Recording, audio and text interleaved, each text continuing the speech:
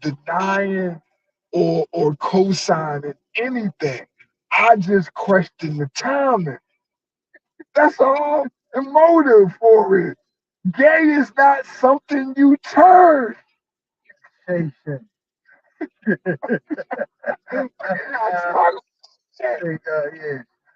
Yeah. Like, And I think he had like a pocketbook on or some shit. They just they be running, all wear the bad purse. grinding him up for that Yeah, joint. but they all do. So why him, Floyd Mayweather had on the purse and some high heel boots? But because Floyd Mayweather is Money Mayweather and always posing with the money and the big chains, nobody says So nothing. basically, This saying, nigga can't read. You know what people told me? He could pay somebody to read. I said, listen to me, bro. I have worked in a school since 1996.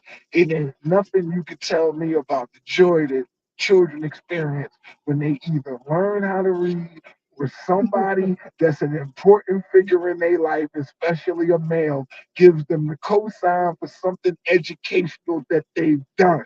If you do not have the ability to do that, that is going to provide a hole in the relationship between you and your child and separate them from the education process. And this is one of the many reasons we have so many dumb, functionally illiterate children unable to comprehend the English language. I'm sorry. Y'all talk. I'm out here. You can't debate me. I don't come in your crack house and argue with you about how to cook coke. So how the fuck are you constantly trying to debate with me who's been working in the school since 1990? And my polo is better than yours. My sneakers is better than yours. My teeth is better than yours. And everything that you like to do, I've already done 1,000 times before.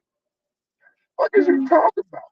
You don't even know about the concert. And if you did know, you can't come because you warm with so many people, you're too scared to come outside. What is you talking about, bro?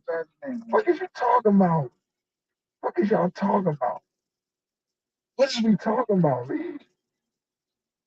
We live in a society that glorify people who don't take care of their kids.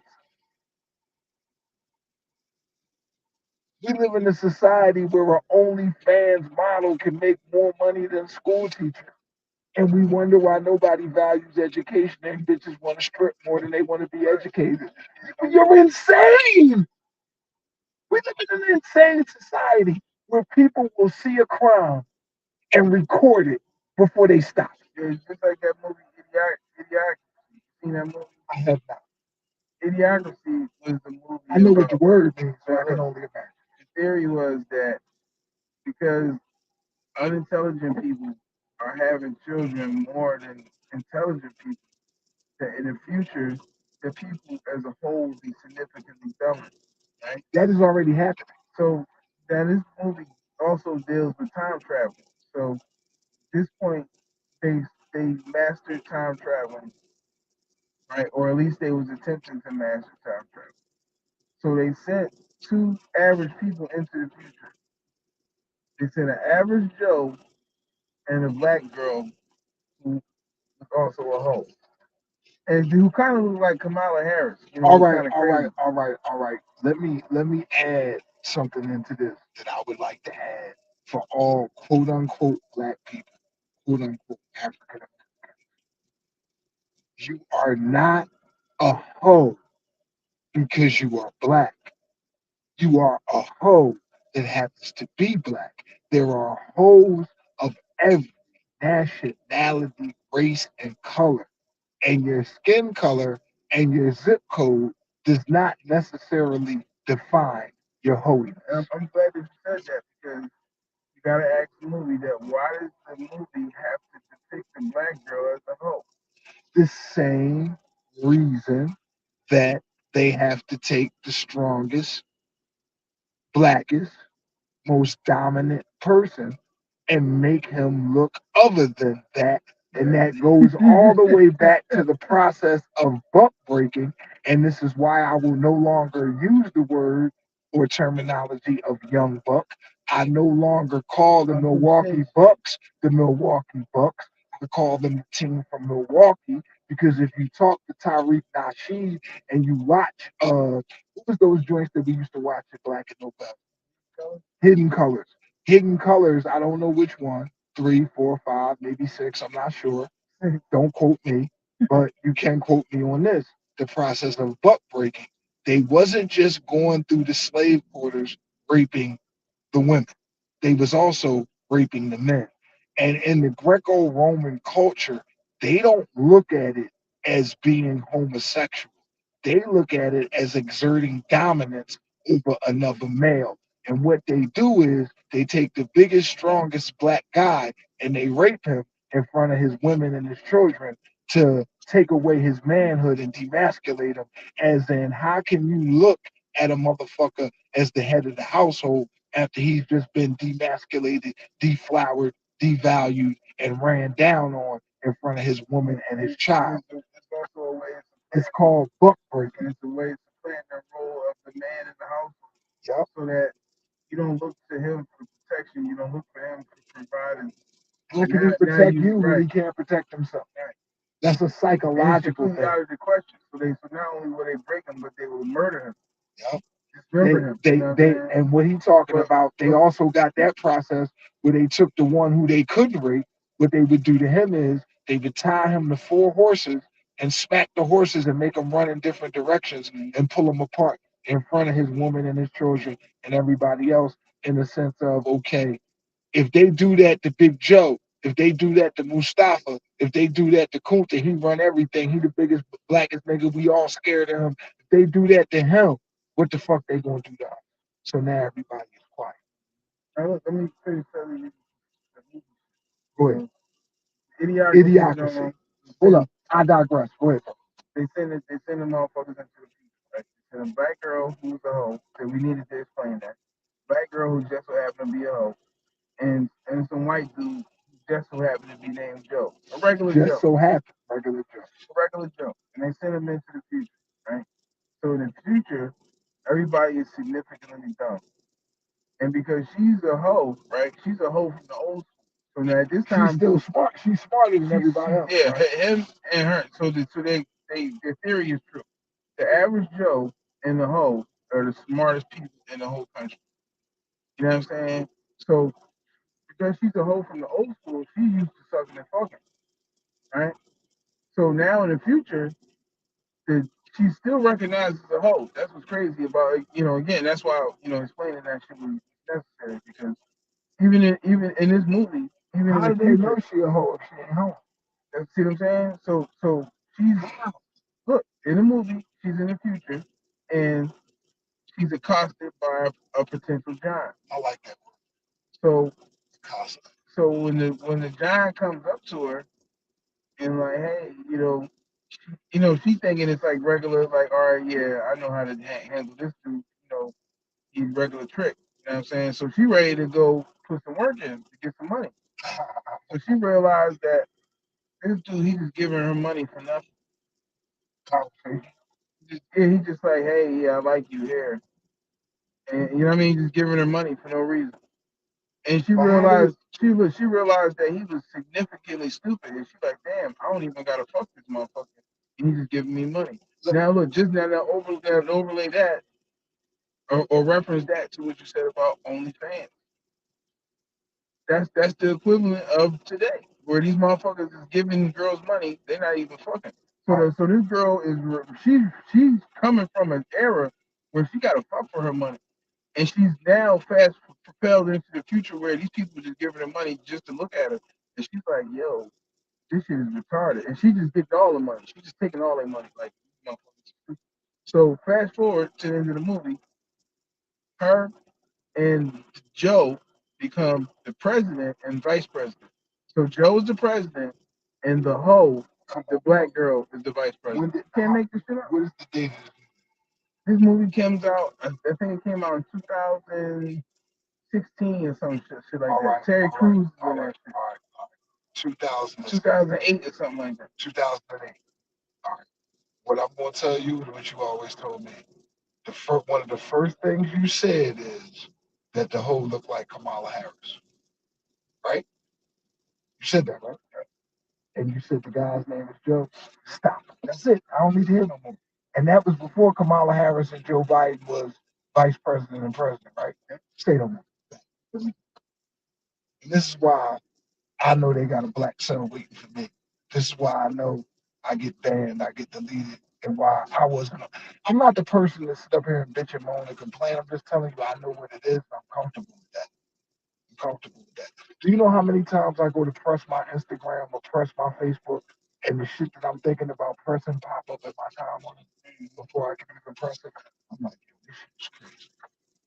This shit is crazy. Bro, I appreciate you, man. I'm proud of your progress and your growth. You know how many times I used to chill with you and I used to be physically scared? Not necessarily for me, because of you. And I thought that you was going to get yourself killed out here, sacrificing your life for a cause and a people that don't deserve it.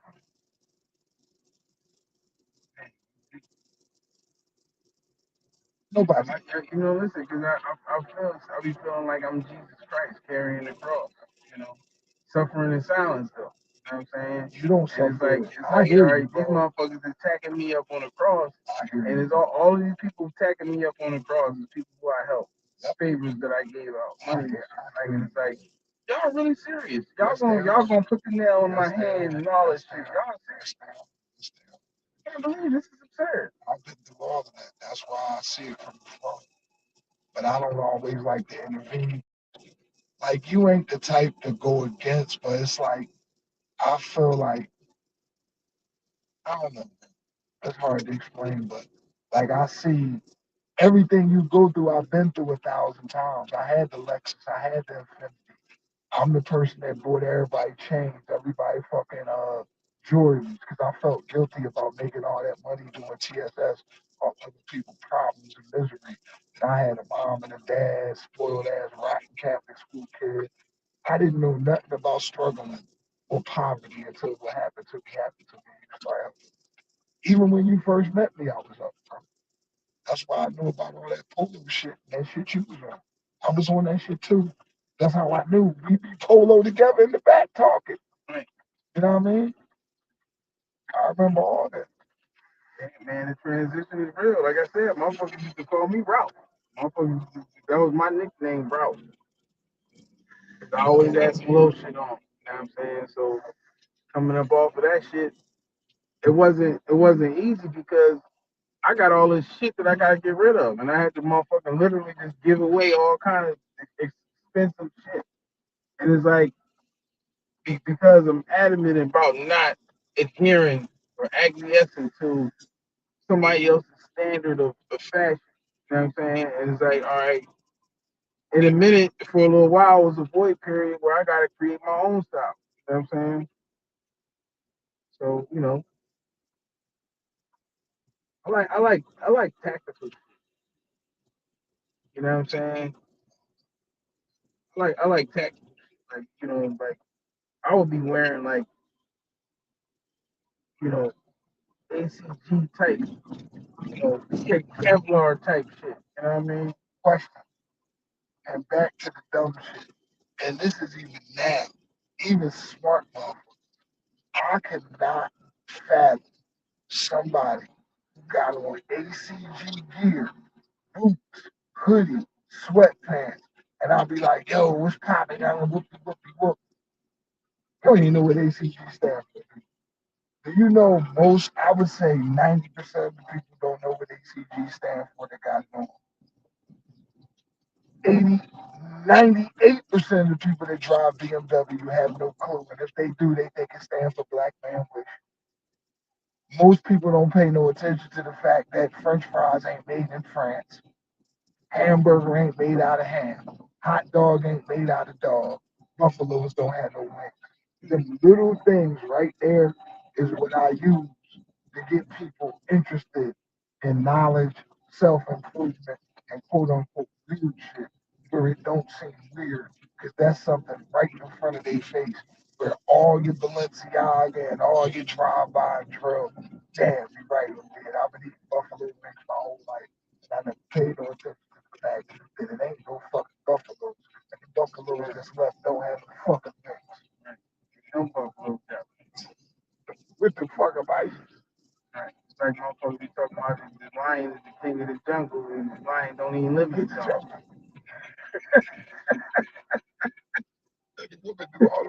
He don't even live in the jungle. He's living on the prairie.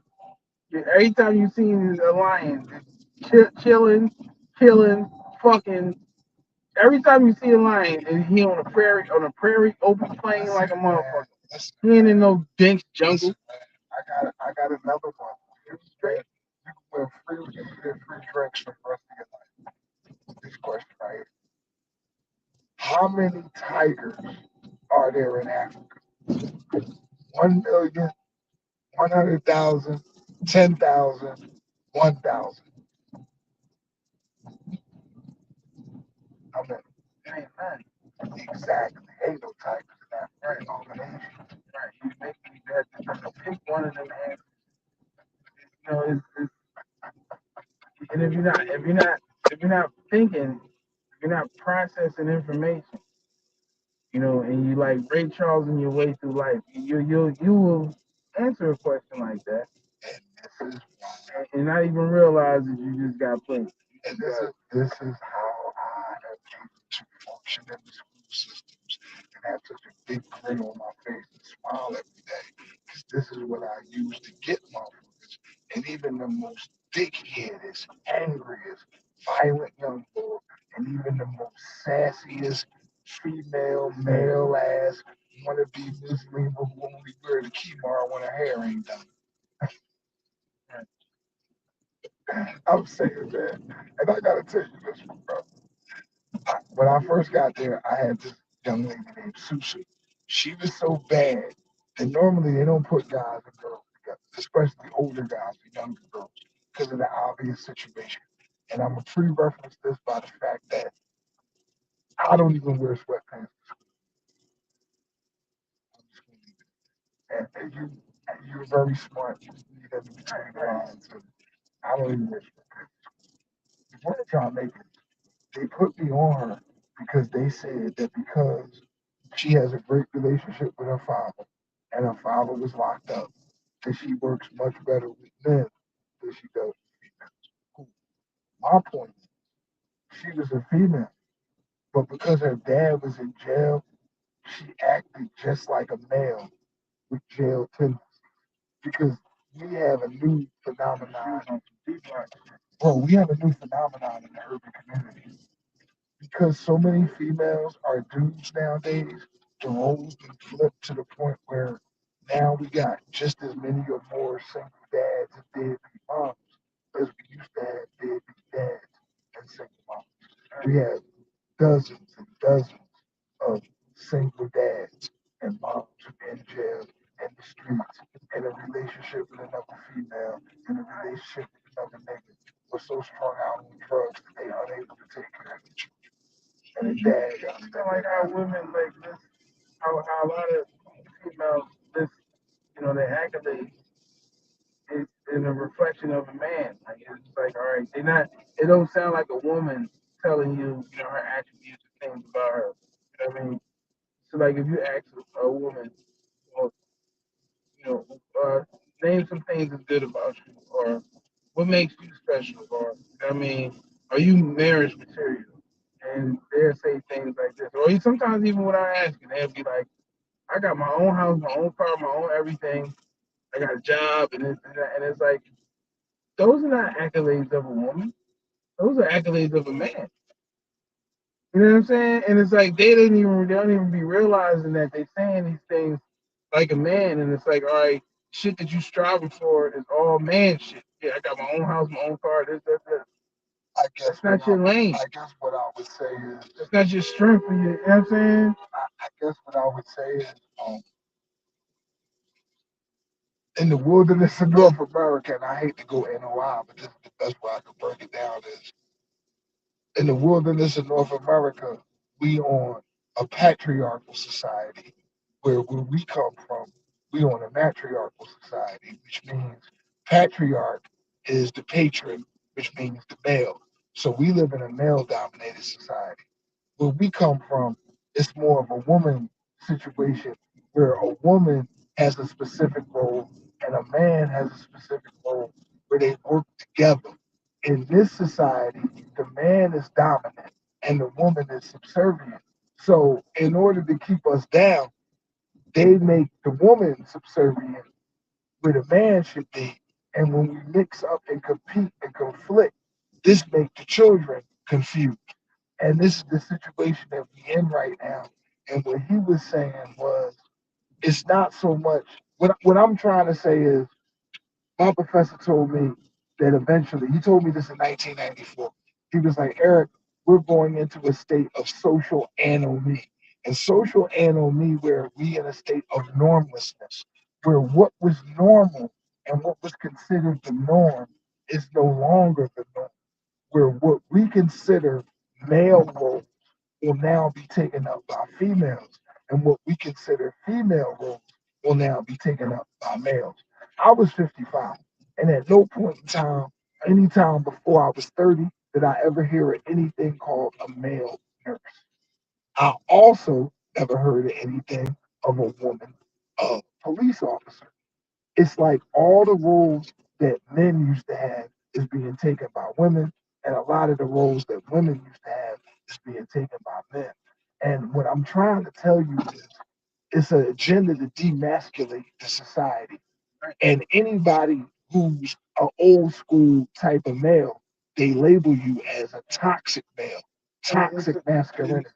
So you got to understand all of that. It's a way to squeeze more money out of families too.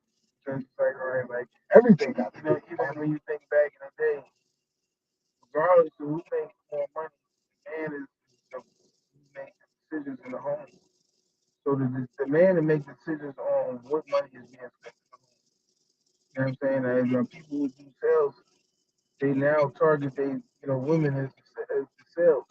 You know, Because the the selling point because she's the one who's going to say, okay, yeah, we should get that. It's just like how you were saying earlier. Like, I think you kind of said it like backwards. And you were saying that men are becoming subservient, yes, and yes, women are yes, becoming dominant. yes. So that's what's happening. Men basically, like, I used to tell, rest in peace to my buddy Jeff Epstein. And again, when we speak on things, of course we coming from a quote unquote black or urban perspective. But what I want to say is, I've experienced this with every culture where the women are becoming more and more dominant and the men are becoming more and more subservient. And my man Epstein, rest in peace. I used to tell him all the time. He comes to the cigar. Jeff Epstein. I used to smoke in a cigar bar. Anybody who's politically active, anybody who's up in the world, they know that the people who run the world smoke cigars, they drink scotch, and they play golf. Now, I've never ran anything pretty much but my mouth, but because the people who do have political connections and political aspirations and economic connections, they love to have me around because to them, I guess, I don't want to say like a pet, but I'm like the type of entertaining type of person who I defeat all the stereotypes. So people like having me around because I'm very entertaining, I'm very intelligent, I'm very loquacious, and I can break things down from a perspective that makes sense. Like, I'm an urban guy, but I have suburban intellect. I'm a black male, but I have a white guy intelligence. And I don't want to be that way with color, but that's the best way I can break it down because black and white ain't really a skin color. It's more like a mentality. So, like Republican and Democrat, Muslim, Christian, these is boxes that we put ourselves in, but we really humans. You know what I'm saying? Like, you got the three different things. You got liberal, you got conservative, and then you got basically moderate. There's some things I'm liberal about. There's some things I'm conservative about. There's some things I'm moderate about. And there's some things I don't give a fuck about at all because that doesn't affect my life personally. But at the same token, I can relate to the human universal condition. I'm not a woman. I can't get pregnant. So therefore, I don't feel as though I have the right to tell a woman what she can do with her body when she gets pregnant. If I'm able to take care of the child, and this is a woman that I feel a good way about, that we can actually come together to raise a child, then I'm going to advocate for her to conceive that child and bring that child to birth, but I can't make her do it. You know what I'm saying? That's her right as a woman. I can't have a child. So how can I tell her what to do with her body? That's how I feel about it. Other people feel that abortion and birth control should be something that should be able to be legalized and regulated by law. I'm just saying that if you can't have a baby, how you gonna be the one to tell somebody who can have a baby whether or not they can have a baby? So what I'm saying with everything is OGE Bizzle is multiple sides of an equation, and two things can be true at the same time. You can be a dickhead and still be a good dad. You can be a rat and a killer at the same time. That's all I'm saying. You can be educated and ignorant. Good people do bad shit all the time, and bad folks have good moments. When you have an abortion, you can be irresponsible and a murderer at the same time. You can.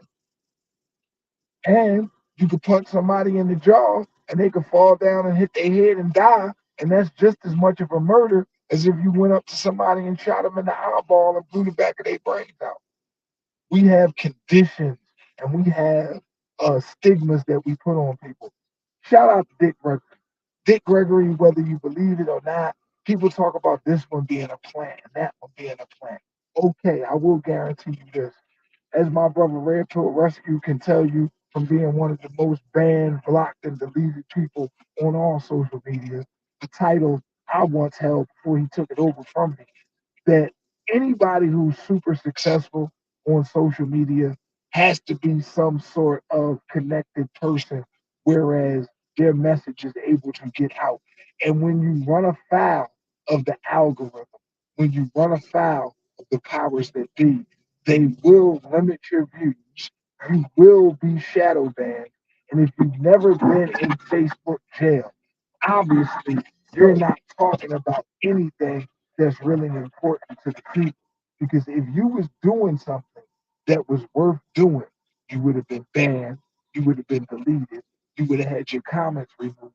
The Facebook police and the mythological Facebook community standards police would have been all on your top for several Facebook violation of bids. You would have done a 72-hour bid, you would have did a 30-day bid, and Yeah. if you like me and him, you would have had complete and total Facebook pages and Instagram pages with priceless memories of colleagues who no longer are here and things that you could never get back, totally deleted from the algorithm and the atmosphere.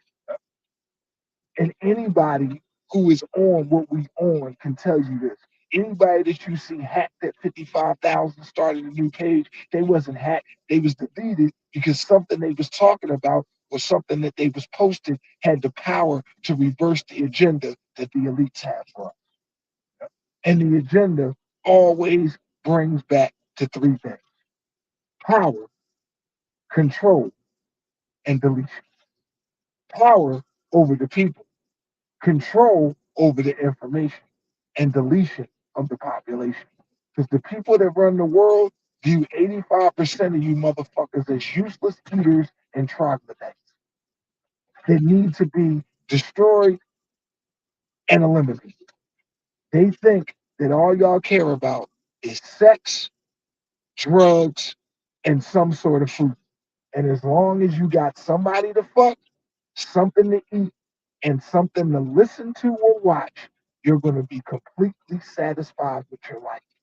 And if you motherfuckers are allowed to reproduce unchecked and uncontrolled, eventually you motherfuckers will overrun the earth, destroy all the populations and all the resources, and take us back to the Stone Age.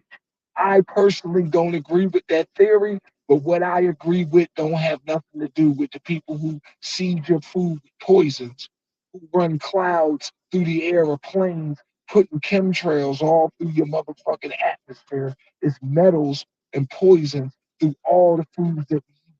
And if you don't believe me, what I want you to do is next time you buy a juice, or next time you get a snack, turn that bitch around and look at the ingredients on the bottom of that pack. And I want you to look at monoriboflavin and red dye 36 and all that shit on the back and Google it and see what it really is.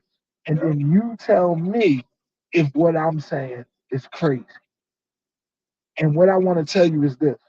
I got a video that I'm gonna post on my Instagram page, and it basically shows you what's in them ramen noodle packs. And the only reason I'm speaking on this is because I work in a school, and some of these kids are so addicted to the ramen noodle packs that they refuse to eat the hot lunches that the government and the school provide for them, and they would rather eat hot noodle packs, Cheetos, and what's the new thing, Takis from the Poppy store over the healthy fruit snacks, vegetables, and spaghetti and meatballs or hamburger. And I know that shit ain't all that healthy, but it's a whole lot better choice for them than the Takis and the snacks and the things that I'm talking about. And they so addicted to these noodles that they would rather eat the noodles than the food that they provide. And I got a video that somebody sent me where somebody took a microscope and opened up a pack of Raymond Prods and put the microscope over the Raymond Prods, and you would not believe all the bugs, all the germs, and all the detrimental to your health microorganisms that was coming up out of the Raymond Prod noodles, bro. So, I mean, come on, man.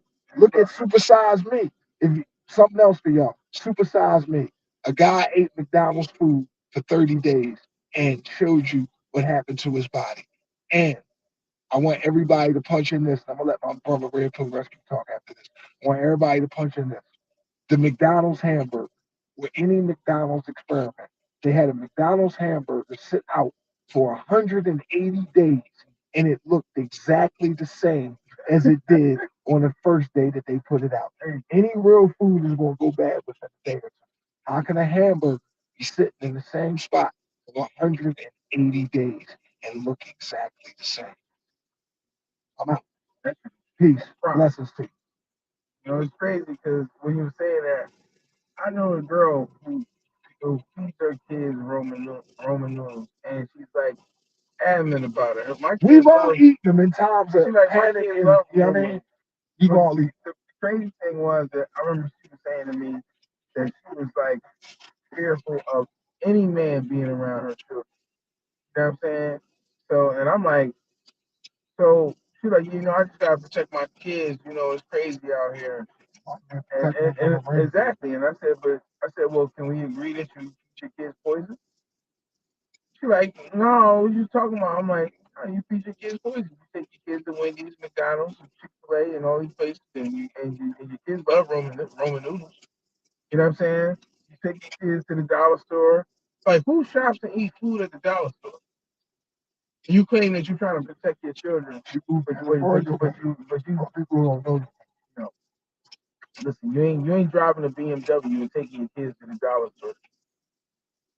That's just absurd. You know what I'm saying? You don't know nobody. But no, because consider this. If I say, hey, yeah, let's go get something to eat, and I go pull up at the dollar store, I'll pull up at Wendy's or Chick-fil-A. You're not having that. She's not gonna have that. She's gonna be like, oh no, what's this? No, I don't eat at these places, but you take your kids there. Your pride and joy, them little bundles of joy. The people you claim that you love more than anybody else on the planet, you take them to eat fast food junk shit with poison in it, microbes and parasites and all this shit in it. You know what I'm saying? But you claim that you're trying to protect your kids. Um, I would propose to you that that scenario that you just played out is a scenario and multiple situations that get played out day to day. And this is why a lot of our parents don't have any control over their children because their children see that. Like, how can you tell me that you care about me, but you eat lobster and steak and I got favorite pride? How can you tell me that you care about me, that your new bag of flavor boyfriend that you scooped up at the BEC concert that we are at right now? I mean, maybe that's not happening at the BEC concert because it's much older people. Let's flip it to the Dirt concert or Future concert or Powerhouse. You let a nigga at Powerhouse, and now you put his needs and his wants over that of your children. And you can't tell me that that's not true. It may not be true for you, but again, I've been doing this since 1996. I've had young boys and young girls tell me, Mr. E, OG, E Bizzle, Banks, whatever they call me. I've talked to you more in 15 minutes than I've talked to my dad in 15 years. It's not a lie. I've heard that story in Huntington Park. I've heard that story in South Philly. North Philly, West Philly, Mount Airy, Germantown, any place in Philadelphia, New Jersey, New York. I've done this all up and down the East Coast. I'm a cool ass old head. I always got that shit on. Always smell good. I'm always smoking. I'm always smiling. So of course I'm gonna attract people. So people gonna want to know what's going on. How you so old and so cool? How you damn near 50 and still rock that shit? You smiling. You not all bent over, out of shape. And me talking to them that make them want to rock out and know what's going on. So I drop jewels, and I'll be realizing how much they don't know and how much they grow up off survival, where I grew up off of love, to the point that this man will tell you, when I took my fall and lost my crib and everything, the only thing I had left was my dogs, my literal dogs, not my DMX where my dogs at. I'm talking about my two pit bulls. This is the man helped me get my pit bulls out of storage. The motherfucking feds ran down on my crib, took everything I owned. What they saved me, I had to pack up in boxes, include my dogs. They put all that shit in storage. They put my clothes and all my valuables in storage, and they put my dogs in the SPCA. I was finally able to get enough money to get my dogs out. My man went and got the dogs for me. Where we at with this story, what I'm trying to tell you is, A, dogs a lot of times is more loyal to you than people. And this man didn't even like dogs, but he did that shit for me. Switch around later, he got a pit bull. You understand what I'm saying? So the moral of the story is this: when you fall down and lose what you had, a lot of people that you think is your friends and your family is going to treat you very, very bad. A lot of undercover saints out there, and you won't know it until you fall. And they're gonna be reveling in it. They're gonna love it. They're gonna, aha, look at you, motherfucker. You know what I'm saying?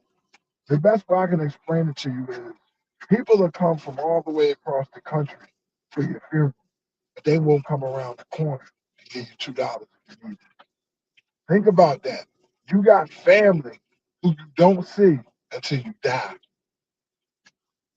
Think about that. Think about that. It's a lot of us who never been in a limousine until we too dead to realize. They won't come to your wedding. They come to your funeral. Exactly. That's my point, bro. That's my point. That's my point. That's my point. We live in a society, like I said, where instead of stopping the crime, we'll record it. You know, somebody will come and they won't come and wish you well, but they will come and wish you farewell. Oh, most definitely. Bon Most definitely. voyage, nigga. Bon voyage, nigga. And listen, here goes something else for you. I'm a smiling, happy individual, but I'm not the happy fool. I understand that I use my brain like a tool. Some of y'all live a lie, but OG will live it true. Some of your day ones been hating since day two. One more time. Some of y'all live a lie, but OG Bizzle will tell you truth. This time I'm gonna add on. A lot of your day ones been hating Friend frenemies.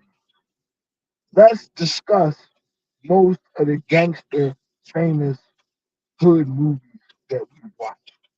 Who is the main person that ends up 95% of the time getting the hero, the gangster, the family member, or the protagonist of the story getting killed or locked up if it's not one of their day ones or family? Let's just go back to the Godfather. Fredo, I knew it was you, and you broke my heart.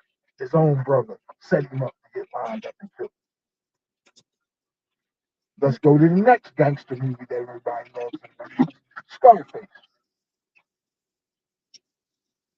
killed his best friend because his best friend smashed his girl. He told his man to stay away from his girl. His sister, the same sister that was in the fucking club getting fucked by another nigga. It just is amazing. It's just amazing. You understand what I'm saying? It's amazing the things that we worship and the things that we look up to. What I remember the most about Scarface is his mother confronting him and saying, "Why do you have to destroy everything you touch? We want to talk about hello, my little friend, and all the coke and all the money and all the power and the glory. But what I remember is his mom telling him, "Why did you destroy everything you touch? Sister, dead. Manolo, dead. The fat boy, dead. Everybody that he fucked with, everybody that he was cool with, everybody that he loved, dead." Let's go to the next gangster killer movie that everybody loves. Well, not really a gangster killer movie, but New Jack City, Nino Brown and G Money. Am I my brother's keeper? Yes, I am. Blah. How did these niggas fall out? Over a crackhead skeezer hoe. Nino, Nino could have fucked any bitch he wanted, but he fucked his man's bitch. Because he could. And he was mad that G Money allowed Chris Rock to infiltrate the organization. And then, let me bring it to you real, the Willie Lynch syndrome kicked in, where they always separate the light skinned nigga, the dark skinned nigga. And Wesley Snipes' true feelings came out. And I know some of you haters and trolls is going to say, OG, it's not that deep, it's just a movie. Yes, it is just a movie, but let me tell you this. Anybody who watched New Jack City in the movie theater, when that shit happened, when that they had that meeting when the Rockwaller was walking around and he punked G Money and told him to sit his $5 ass down before he made change. And when G Money snitched out motherfucking Christopher Williams, it was the brother Kareem Akbar, the light skinned pretty nigga from the bank. Nino Brown took the motherfucking Rockwaller dog collar, wrapped it around his neck, choked him, and stabbed him in the hand with a knife and said, "I never liked you anyway, you pretty motherfucker." That was real. That was every dark skinned nigga who thought they was ugly because everybody always called them black ass, getting their revenge on every light skinned pretty nigga who the dark skinned nigga had to beat somebody up, sell drugs, or wear the $5,000 clothes to get the same pussy that the light skinned nigga got for just being light skinned. It's crazy. They gave him the business. They didn't deserve that. I even deserved that shit. If he wasn't light skinned, he wouldn't have said that shit. Fuck, I'll be sure up for no reason, man. It was Christopher Williams. Whatever. I'll be sure was different. I'll be sure ain't get fucked up. I'll be sure actually got fucked up in real life by the hip hop Nino Brown himself from Harlem, the Dipper. Because I'll be sure had a kid by the Dipper girl, the one that disappeared because she had a tell all book in which she was going to reveal a lot more of the stuff than what Cassie talked about the Diddler. And Diddler. She magically died before the book came out. Funny how anybody who tries to expose the Diddler ends up dying magically, or their career falls off, or they're labeled as crazy and weird. Jaguar Wright been telling them stories for 20 years. Orlando Brown been telling them stories for 10 years. It's funny because Diddy was trying to tell us who he is. You know, he got remember Warner Brothers, they had to tell him like, yo, you can't be the Joker no more. He had like the most realistic Joker costume. Then to the point that Warner Brothers was like, no, you can't wear that shit no more. And he was letting you know that that's who the fuck he is for real. You know what I mean? We gotta look at take that a whole different way now. We gotta look at that song when he was talking when him and Usher talk about we was more than brothers. We gotta look at that song a whole lot different now. Got to. Yeah, I say this too. I know a lot of people are not gonna like this. But Puff was a real gangster. Of course. You know what I'm saying? People got caught up in the Chinese streets and all that other shit. But Puff was putting money on niggas' head. Pac wasn't no real gangster. Allegedly putting money on niggas' head. But he was moving like a gangster. Pac wasn't no gangster. Pac was an actor. You know what I'm saying? And even Jada Pinkett told you that yeah, he wasn't even really like that for real. You know what I'm saying? He put that image on. So it's crazy how, we venerate the fake shit. We prop up the fake shit. What I will say to that is, I will give it the balanced perspective. What I will say is, the first time I heard about Tupac, he was a backup dancer for Digital Underground. There ain't no way nobody would think Digital Underground and Humpty Hump was gangsters. The second time I saw Pac, he was a revolutionary Black Panther, Panther Power. The third time I saw Pac, he was Bishop. After Bishop, it seemed to me that he changed to fill out the image of Bishop.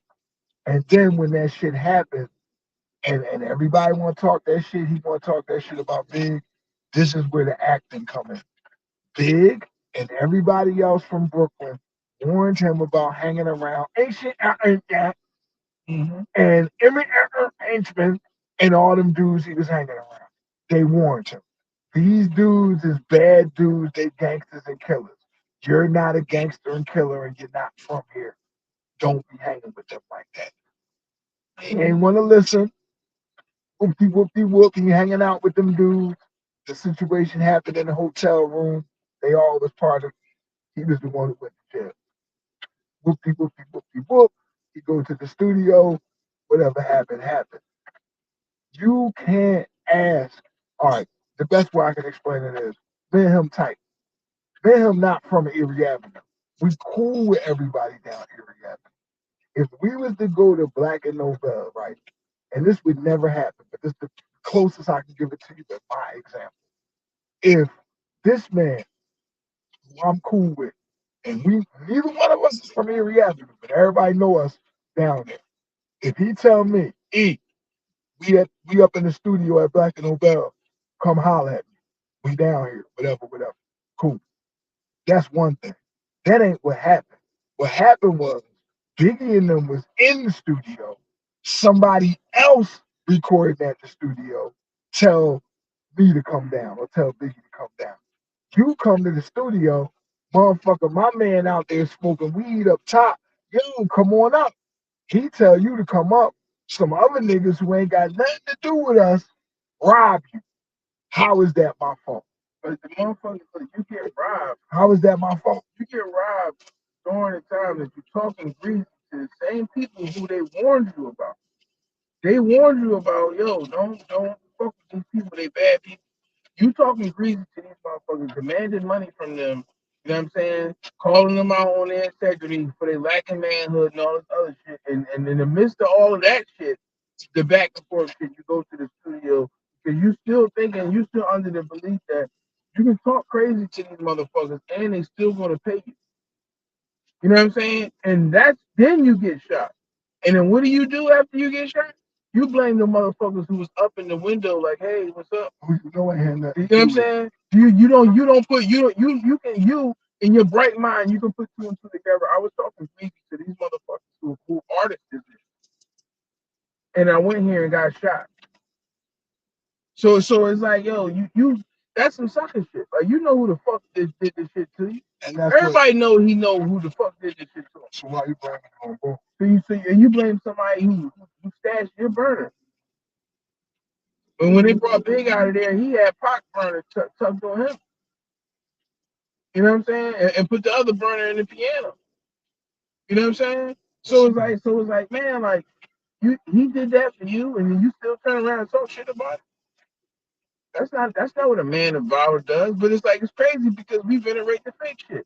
Oh yeah, Pac is the man, Pac is the gangster, Pac is the man. You know what I'm saying? But Puff was the motherfucker down when motherfuckers getting motherfuckers hit. Allegedly, right? You know what I mean? Allegedly he blew up Kid Cudi car. Right.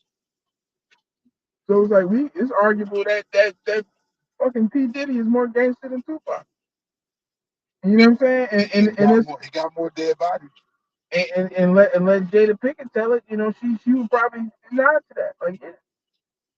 But you know, people they pick and choose. Selective bias. You know what I'm saying? Like Chris Rock said. That's what we talked Pun about intended. earlier. You know what I mean? Selective bias, uh, uh, forgetful morals, convenient memory lapses, and hypocrisy in choosing who's to throw under the bus for allegations. Like, here's another thing in that aspect of not being from somewhere. Pac is from New York. He was born He's born in New York. He's from New York. So he's not from the West Coast, right? So much so that when he say that he go to the West Coast, he say he mastered these nigga styles. So he mastered these nigga styles from the West Coast, the place where you're not from, and then you try to claim to be the boss of the West Coast. How you think the niggas over in the West Coast feel like, yo, this nigga ain't even from here? Anybody in any hood, in any respected part of the corner of the world would feel the same fucking way as somebody who is not from the town claiming to be the boss of the town. all right, listen, What kind of sucker shit is and that shit? listen. For those who don't agree with what he's saying, I'm gonna provide a perspective from the East Coast, and it's very relevant because this boy went at it. And I just was watching the beef between Tupac and Mobb Deep. They specifically, they didn't talk about Biggie. They didn't talk about no other artist. The whole documentary for a half hour was breaking down the lyrics that Pac and Mobb Deep was throwing at each other and why they had beef with each other. And it's insane because Pac's whole thing was he thought Mobb Deep was talking about him when they said Thug Life we still living because this was right after Pac had the Bob interview. But he said he gave up Thug Life and you know what I'm saying? He not living it. So he thought that Mobb Deep was talking about them. And Mobb Deep had already had Shook One's part one with the same chorus before Pac got shot and before he had the Bob interview. So the whole beef was the misinterpretation of Pac being paranoid after he got shot and being locked up in New York. He literally said that it was a security, it was a correctional officer who was from Queensbridge, and he said, "Tell Prodigy and them I'm a fan." This is before the beef. So when the song came out, I'm wondering how could you misinterpret that and then go at their neck. So what I'm saying is what I'm saying is a lot of the things that happened was based off this nigga being paranoid and schizophrenic and misinterpreting shit. You know what I'm saying? And not being a man of respect and a man of valor because instead of talking to a motherfucker and checking the motherfucker's temperature, you go right on the attack on some nut ass shit where it's like, all right, you shake hands with a person one day and then turn around and call him a bitch on the radios and shit. It's like, oh, that's not respectable. You know what I'm saying? If you had an issue with that man, why you ain't talk to that man? You know what I'm saying? Like it's like yo, everything that he accused somebody of doing or stealing from him, they was already doing it. He accused niggas of saying West Side. That he was saying West Side first. Niggas was saying that shit before him. He accused motherfuckers of throwing up the W on the shrimp at him. Niggas was doing that shit before him. You know what I'm saying? Like it's like yo, it's like and then it's like all right, you how you trying to like circle around a word to say yeah, I'm the first person to use this word thug. So anybody say this word thug is biting my style, like nigga, you trying to make yourself relevant. Like that's sucker shit. I think almost every city on the East Coast, and probably every city all over the country, got an East and a West Side. Definitely a West Side. Because I watched The Wire.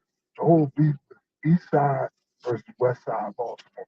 Philly might be the only city in the world that don't have the East Side, because our East Side is Camden. I mean, we have a Northeast. You know what I'm saying? We ain't got no Southeast. We got a Southwest. But what I'm trying to say is everybody who live in West Philly, we call it the West Side. If you live in West Philly and you live on the west side of, I mean, the west side of a particular street, you say you're from the West Side. On 60th Street, Market Street is pretty much the divide line. You go across Market Street, you now on the south side, but you on the south side of West Philly. Southwest Philly don't start till you get to Baltimore Avenue. So what I'm saying is there are several cities that have a west side. So it all depends on your perception and your mind state of how you want to deal with something. The Peace concert we did that this night. When he said Pihly. North, west, south, west, south side. No east. No east. You know what I'm saying? Because east is either Kensington or Camden, like you said. Yeah. You can pick your point. Now, look at it like this. Everybody who didn't get included in that feel a type of way. Germantown feel a type of way. Mount Airy feel a type of way. Loganville type of way. But they would have to be grouped in northwest and north. All right, come on, North. bro. You know what I'm saying? You the Like, all main right, purpose. Germantown Avenue, perfect example. It's a club up there that's called what? North by what? Northwest. Northwest. So that's northwest. All right, like I literally had this conversation with somebody the other day where they like, That's yo, definitely you considered said that you Northwest said Philly. they said to me they said you live in North Philly. You say you live in North Philly. I said I do live in North Philly. All right, man. I said you don't live in North Philly. They not ready for that whole North. You know what I'm saying? You know what I mean? They're not ready for that. And of course, you're offended. They're like, what? I'm from North. All right. And I'm like, you're not from North Philly. You know where that come from? That come from generations of older black people. Like, well, I told you several times, I'm significantly older than you. I'm 55 years old. My dad was born in 1929. My dad lived in the Black Bottom.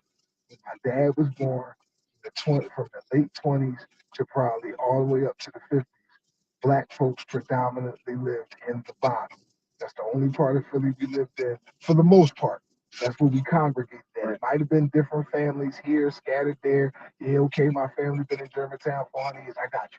But for the most part, the same way most Puerto Ricans originally was around Fifth Street in North Philly till they branched out to other areas, most black folks was in the bottom. That's why they called it the bottom, because we was there, and it was specifically called the Black Bottom to separate the white folks who lived around 49th and Thompson, which was a predominantly Italian neighborhood. This is facts. I'm a history major. This is what I know. So I say all that to say that we came from the bottom. It wasn't that many black people in Philadelphia, and Philadelphia was integrated over a long, long period of time. You know what I'm saying? A long, long period of time. It was a very segregated city to the point that by the time I moved to 59th and Jefferson in 1974, there were still several white families living on the block. And we definitely had a color line that when you crossed 63rd Street, you definitely had to run with some white folks. And it was different branches of white folks. From 63rd to 65th was pretty much the Italians. And from 65th to 67th was the Irish. And what I would like to propose to you is this. If people want to talk to me about give it up and that was so long ago and racism, let me give you something that you don't understand. There is no unity amongst the races. There is no unity amongst the groups. And I'm going to give you this example. Each group of Europeans who came over here persecuted and hated on the group that came over here after them. The English was first. You don't believe me? All you got to do is watch Gangs of New York. Watch Gangs of New York and see how the English treated the Irish. Watch how the Irish treated the Italians. Watch how the Italians treated the Polish. Watch how the Polish treated the Germans. And watch how they all treated the Jews. My dad was one of the few black people who went to Overbrook High School in the 40s. My dad went to Overbrook. It was 40% Irish, 40% Italian, 10% Jewish, and 10% black. And he said when the Jewish guys used to march across the bridge from Winfield, all the Irish and Italian Catholics used to say, here come the March of the Christ. They hated the Jews because in their mind, they killed Jesus. They all hated the Jews. And he said the only time the Irish and Italians got together was to beat up the black kids of the Jews, just like in Bronxtown. And my point is, when I was a kid, from 63rd to 65th was the Italians, from 65th to 67th was the Irish. And here's another story. Go up Kensington and Allegheny, go up Allegheny Avenue all the way to Richmond. You'll see a Greek church, you'll see a Russian church, you'll see a German church, you'll see a Polish church. All on that strip from K&A all the way up to the 95 stop. You can get on at the Allegheny exit. And the reason is each group of them European immigrants, like I said with the Irish and Italian, when they came over here, they all Catholic, they all believe in Jesus Christ, but they don't believe in unity because we saying our mass in Polish. Y'all motherfuckers can't pray in our church, so you got to build your own. That's why they got so many churches on Allegheny Avenue, because each group of Europeans that came over here had to build their own church because the other motherfuckers wouldn't let them pray. Think about that, bro. Think about that. But the only thing they did agree on is upholding that status of white over top of black people. Yes, sir. Now they might fight amongst themselves, but they can work together to keep you down. That was where I was going. because they got all this inner strife within themselves. But they'll join up to beat Iron any day of the week. That's the only time. Listen, Saint Donato's was so prejudiced that you had to be Italian to go to Saint Donato's. They wouldn't let no other kids, no matter was you Catholic or what, you had to be Italian to go to Saint Donato's. And when I asked them why, they said because when we got over here, St. Callistus wouldn't let us come to their school because the Irish wouldn't let the Italians go to their school. The Italians did the same thing to everybody. And I'm gonna repeat what David Banner said, and you can look this up. David Banner said he don't talk about racism no more. He talk about white supremacy. He said, David Banner, why do you say that? He said because I don't think racism is wrong. And for all you people who get mad and upset, OG Bizzle don't believe in the concept of racism because I don't believe in the concept of race. They're mythological constructs based on your geographical location and your presence to the sun. We all humans. Y'all motherfuckers just don't have no melanin that make you a little bit less than human. All I'm saying, all I'm getting at with this is, all I'm getting at with this is, all I'm getting at with this is, it's not so much a black and a white thing. It's a motherfucking civilized and an uncivilized thing. And it's a woke and an unwoke thing. Yes, white folks and Europeans, in my mind, based on the Iceman inheritance and certain things about their genetic upbringing, they have to be more violent. They not into nature. They oppress nature like it's an enemy and a violent thing to be conquered. When we blend more into nature.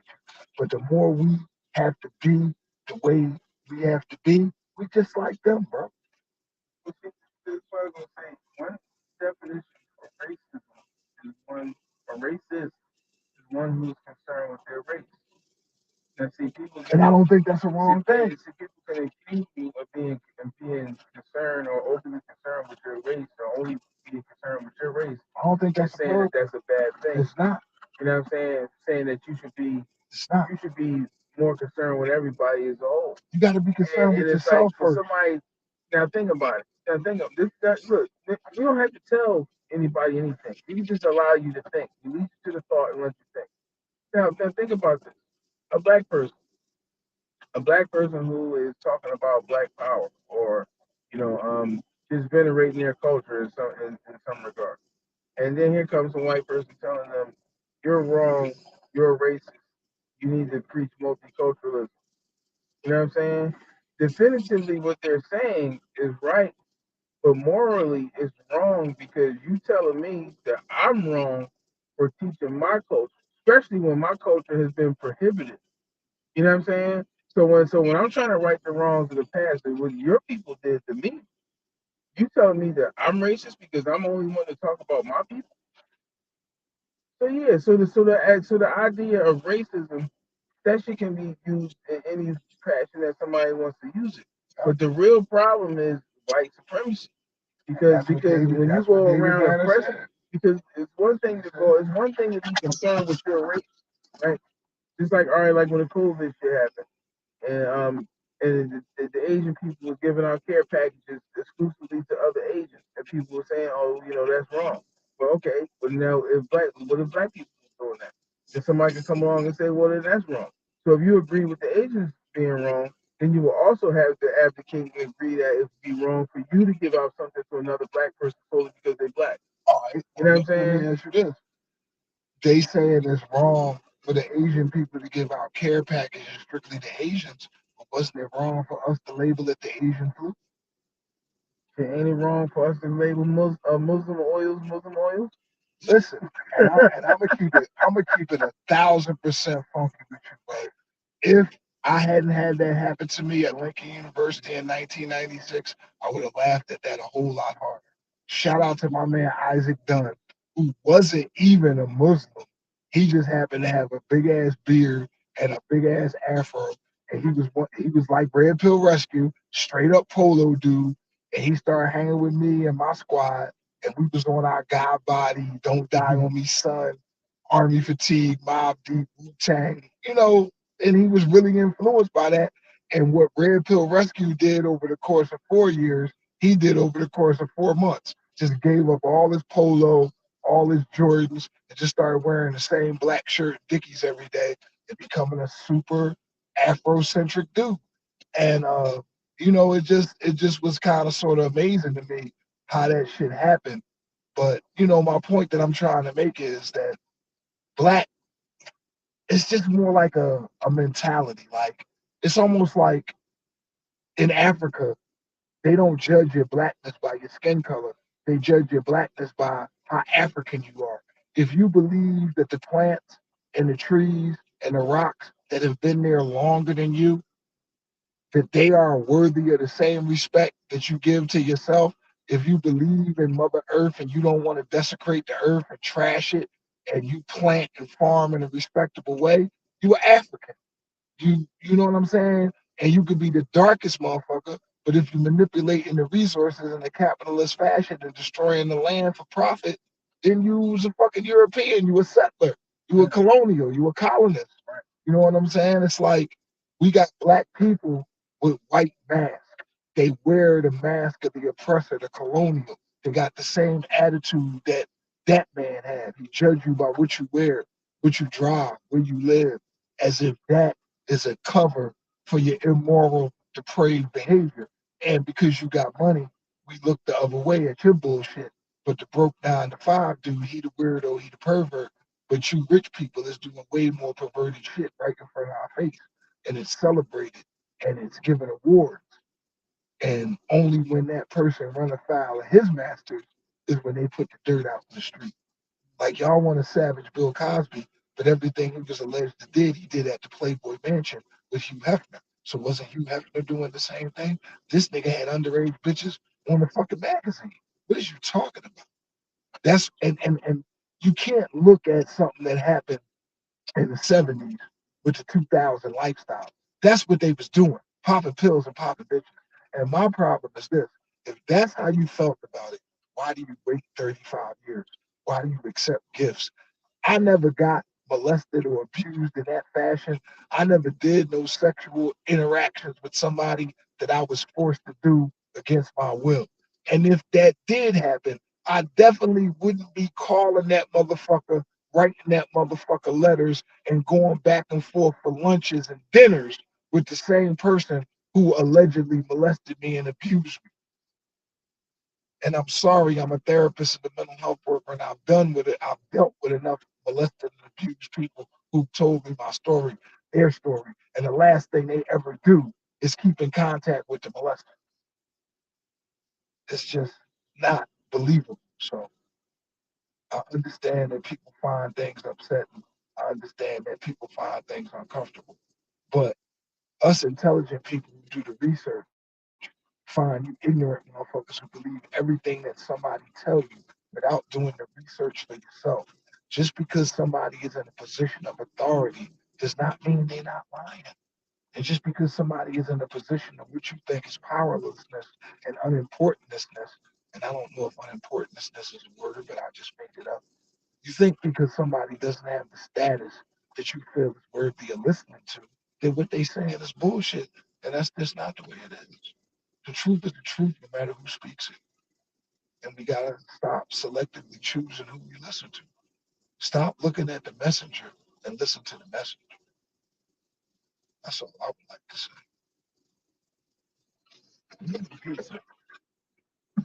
My man Phil told me that mustard on pizza is delicious.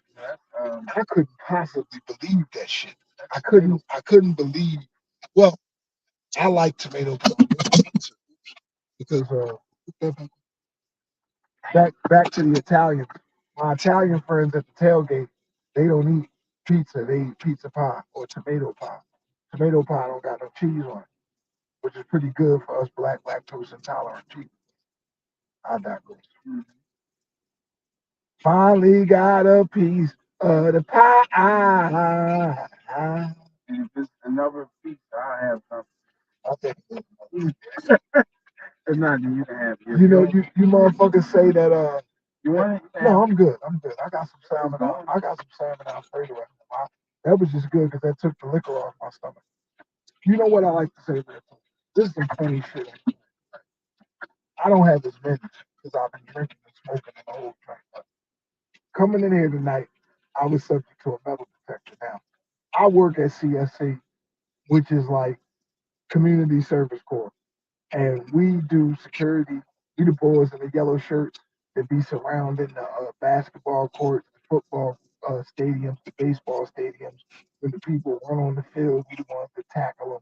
We the ones that's out in the parking lots, securing the cars, doing the winding. We bodyguard the players. We in front of the locker rooms.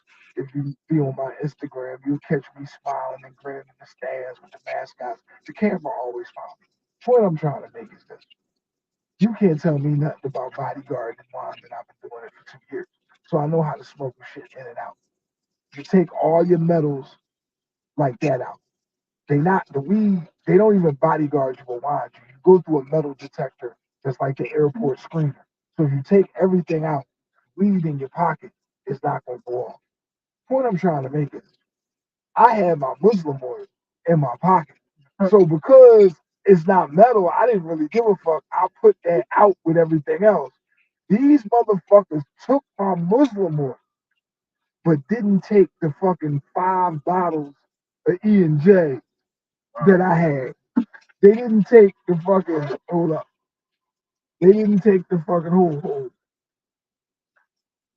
They didn't take the quarter ounce of weed that I had. They didn't take the 5 or 6 wraps that I had because that shit didn't go off in the metal detector, so they never went in my pocket to check it.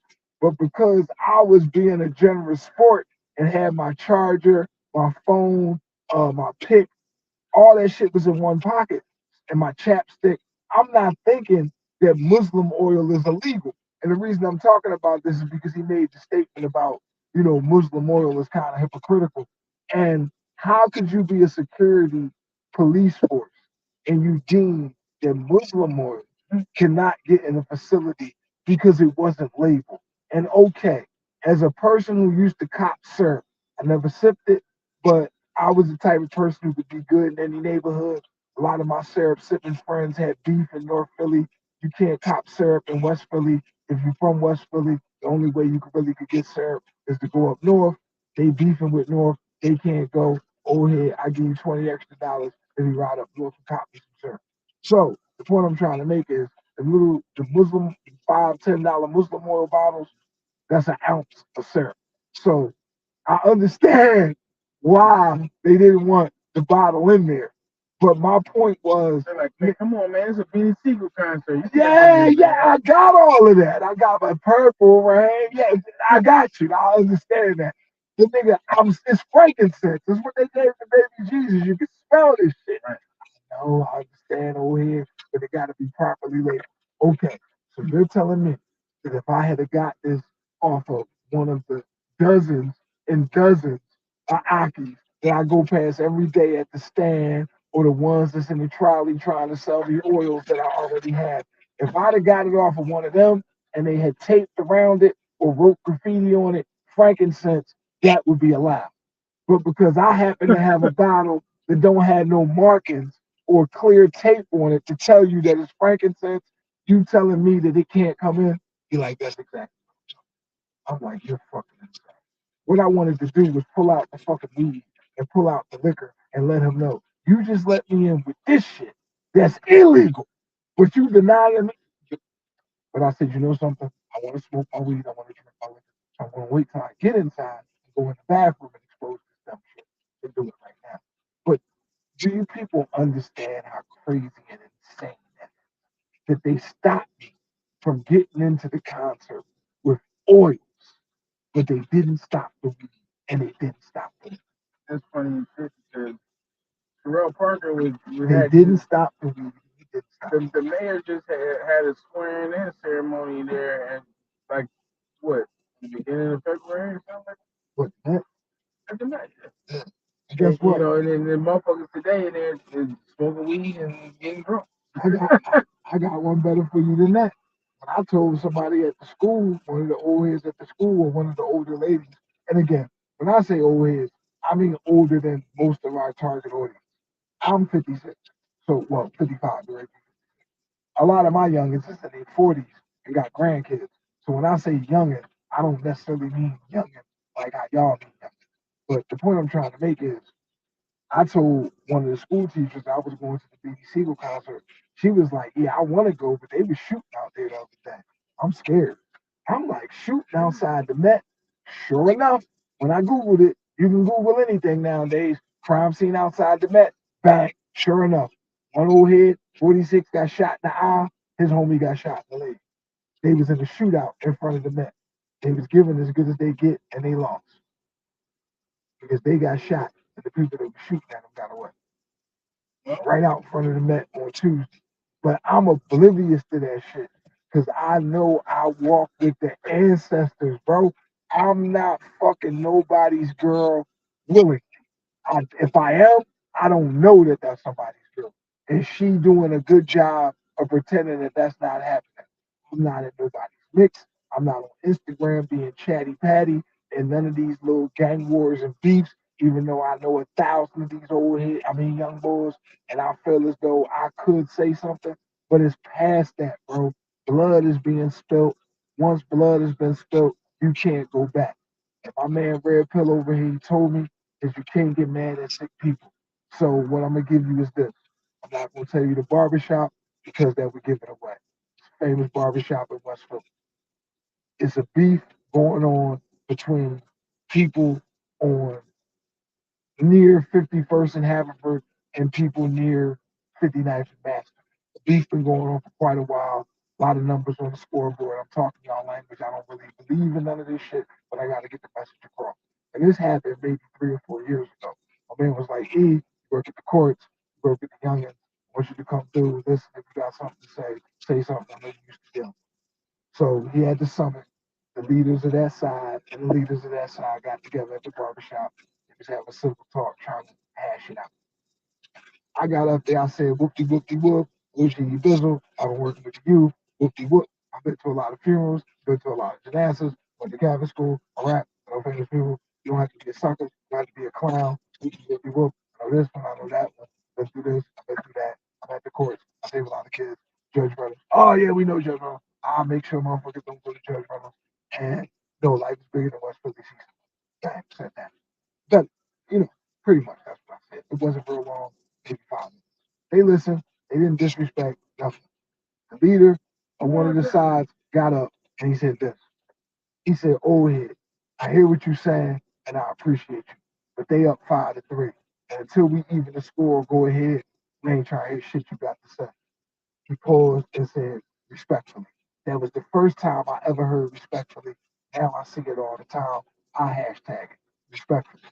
Respectfully is almost the young boy version of I ain't racist, but I ain't prejudiced, but I ain't gangster, but whatever they say they not gonna say, whatever they say after but is gonna be the worst of what they say they not gonna be. I ain't trying to be newsy, but I ain't trying to be a hater, but the next phrase after but is gonna be exactly the most hateful shit that they said they wasn't gonna say. That's yeah, that's what it is. Yes, yes, yes. Fuck you, old head. Yes, yes, yes, yes. That old head yes, yes, yes, yes. But I didn't take it that way because I understood where he was coming from. Yeah, yeah.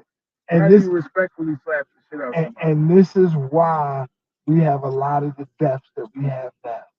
The old heads is coming home from jail and they haven't adjusted to the new realities.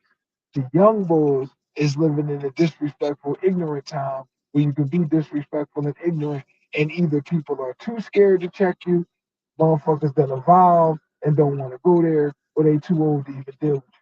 And they just let that shit ride because they ain't trying to go back to jail. So they never get no real ramifications for it until they run into somebody that's just like them. And now we got dead bodies and shit. Or the old head just came home from jail and he's stuck in the 90s. Or he's stuck in the 2000s. And he's thinking he can still strong arm a nigga and rumble a nigga and get his shit off and don't get checked. That's how the boy died on the 79 at Broad Snyder.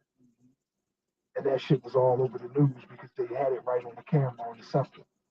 And I don't know what went down because it wasn't no video, but you see the video. Boy get on for, I mean, it wasn't no sound to the video. The boy get on, he at the front. The young boy walk past with the mask. This typical young boy, mask, black, whatever. He go back. He go to the seat. 20 seconds go by for some reason. He come up by the old head. Next thing you know, you see the old head moving. And you see the young boy head moving. Then the old head jump up. Young boy jump up. Get in the old head face. Couple more seconds. Old head just mean monkey. Whop his hand. Rip him up and throw him off the bus. When young boy fixed his coat, he reached in his pocket, hit the old head right up on the steps. Bang, bang, bang, and casually walk off like that. And then the cameras got him going down the street, got him going down the steps at Broad Snyder, got him going down the train steps at Broad Snyder, and got him getting on the sub at Broad Snyder. That was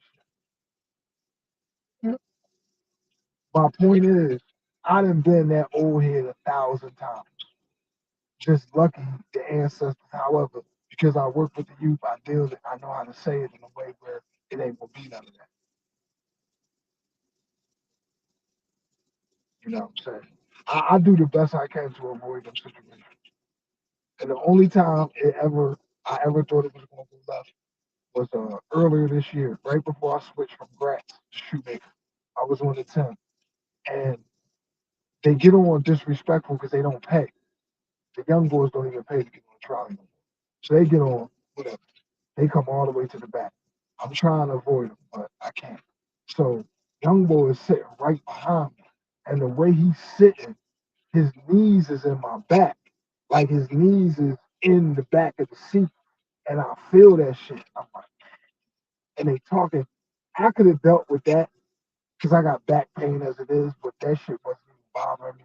What I couldn't deal with was the ignorant, disrespectful talk. Bitch this, bitch that, fuck this, suck my dick, fuck you, pussy, use a nut ass nigga. This is how they talk to each other. This is how they talk to their homies. I don't like that shit, especially when I got to deal with it all day at school. I don't want to deal with it in my personal life. So it just so happens that as he was talking, he said something and everybody else was laughing. And as he got to his punchline, I jumped up. And as I jumped up, I'm a big kind of big guy. I move a certain way. So I jumped up and moved to the seat, and they all started clowning him like, oh, he plays you. He ain't gonna hear all that shit. That's why he walked off.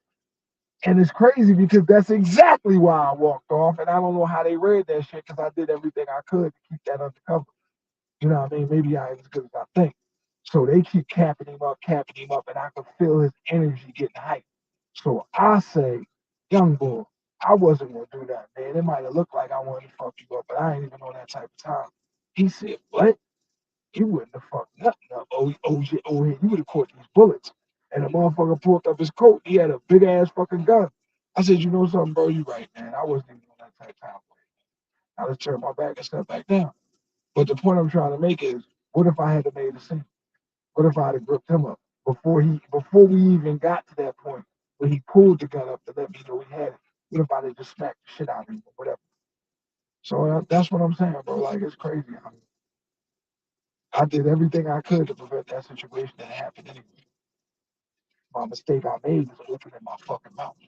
I should just let them talk. He wasn't doing nothing. They was capping him up about their situation. I should have ignored it. But because I don't want him to get hyped up, I'm like, yo, let me chill this shit out. Let that shit rock.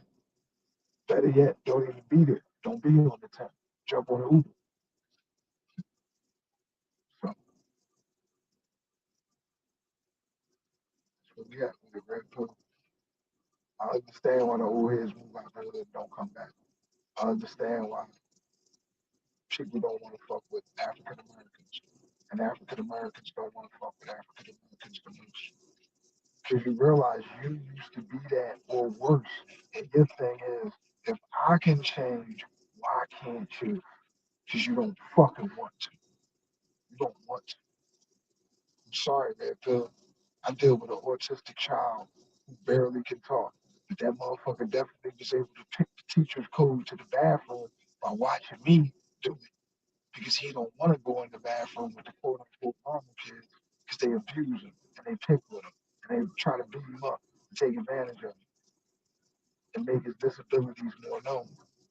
And they smoke weed in there and they gamble in there. He don't want to see that shit. And rather than say that, he picked the lock to the teacher's bathroom. He just watched that shit and got the code. But you say he can't do the math homework. Get the fuck out of here. You don't want to do the math. If the math homework had to do with him being able to survive, he would get the math homework. But he can't see the connection and how the math homework will keep the young shooters off his top. Learning that code means I don't have to go in that bathroom and deal with their bullshit. So I'm gonna learn that code. That math shit ain't doing nothing for me. So anybody that's listening or anybody that might see this, they got anything to do with education and therapy, you gotta realize, first of all, none of these children care about what you know till they know how much you care. And if they realize or think or get a gist that you don't give a fuck and you just there for the paycheck, now they gonna make your life a living hell. Because they live for the bid anyway. They live for the joke anyway. They live for the troll anyway. They live for negative attention and to get you outside your square. That's what they do to people they do like. So imagine what they're gonna do to somebody they don't. Because this is what passes for love in this generation. Attention. They don't care if it's negative attention or positive attention. As long as they get attention, they're happy. As long as they got your attention, they're happy. And the best way they know how to get attention is getting on your nerves. Because when they ask you about their favorite cartoon, when they want to tell you about their day, when they want to talk to you about drawing the picture, or anything like that, you don't want to have no time to do it. You tell them to get the fuck out of here. You give them money. You tell them to go play the video game. You give them the phone. You don't give them your time. The most important thing you can give a child is time. But you want to give them money. You want to give her dolls. You want to give her toys. You want to give her everything. You want to give him everything. You want to give your child everything except yourself. Because you can't give somebody something that you don't know. You don't know yourself. You never took the time to figure out who you are, what you like. Because you're too busy trying to be learning, fit an image. And you never had a quiet conversation with yourself. Why am I smoking this weed? Do I even like marijuana? Why am I smoking? Why am I smoking? Why am I? Why? What is my purpose? What is my reason? If you're a person who already got a refrigerator full of food, your own room, nice clothes, sneakers, and a stable environment, why are you even in the street? What are you trying to prove? It's addicted. Because anybody who's really in the street and really about that life, they wish they had a stable home. They wish they had a mom. They wish they had a dad. Or how about this? They wish they had a mother and father who was more concerned about their child's life than they were about their own. I'm not going to say that we got bad parents. I'm going to say that in my experience in dealing with the schools, the group homes, the community centers, and the youth of America, and also now working at the games. So now I'm not just dealing with dysfunctional folks. I'm dealing with the VIP seats. I'm dealing with the good seats. And guess what? I'm a people person. I talk to them parents too. I talk to them children too. And they got some of the same issues that we got together. Because guess what? If you got enough money to afford VIP seats, that means you working long hours and you really don't see your children. You really don't see them. When they get up to go to school, you already out for work. When they come home, you ain't got back yet. By the time you do get back, they already out in the street. Or they in their room playing their video games. And you too tired to go up and talk to them. Nowadays, you got people who live in the same house who text each other on the phone, but they talk to each other face to face. And that's my word. And for those of you who never experienced that, oh, that's a lie. If it's 20 or 30 or 40% of the people who live that life every day, come on, man. I know people who live in houses so big that they got to text their kids. Houses got wings, you understand me? I'm not talking about wings where things fly. It's like when you watch that television show, The West Wing. They talking about the West Wing of the White House. The building is so big that it got wings, meaning wings as in sections of the building. Yeah, come on, man. I love to play around with English words. I was telling Red Pill the other day, right? The overhead was in front of the washing. I was washing clothes in the laundry, and I was outside with the overheads. Now, I'm 55, so my overheads is in their 60s. Black don't crack, and you got to keep it moving. So he was out there fixing his car. We all out there talking shit, smoking out while my clothes was washing. Go back in, put them in the dryer. Look. So we out there, whatever. So overhead said, yo, pass me my ratchet.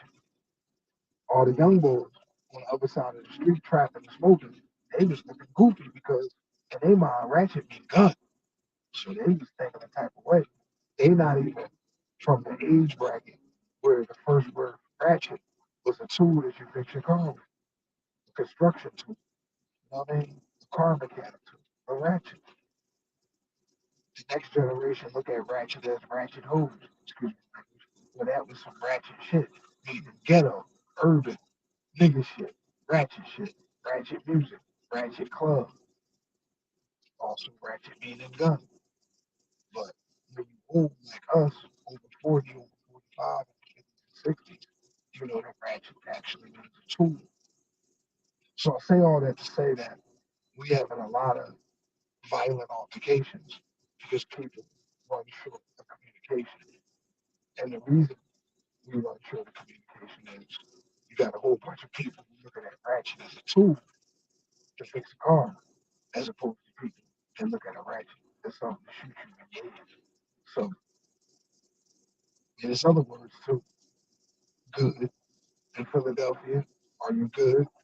Is not always a question or inquiry about your health, depending upon where you at, the circumstances, who you are, and who's saying it to you. Are you good? Can be taken as a threat.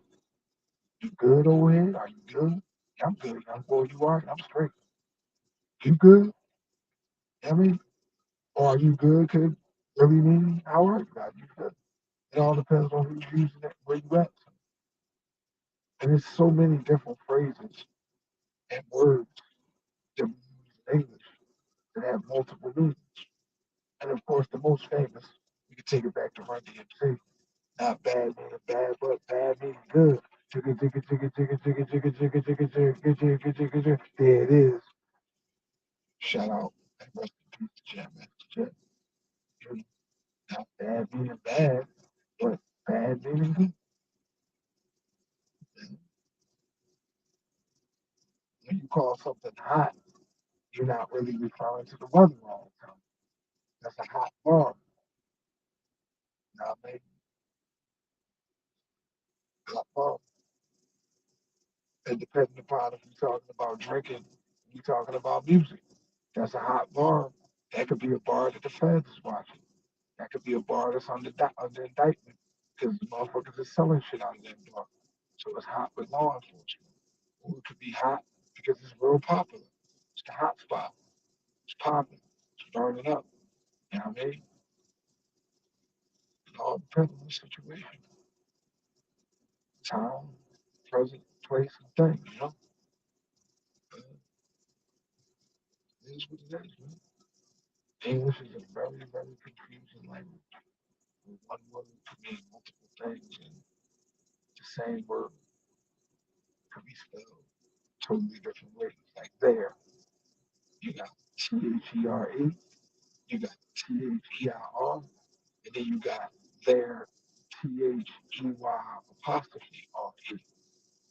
So there they go, there they go, there they go. That's THERE.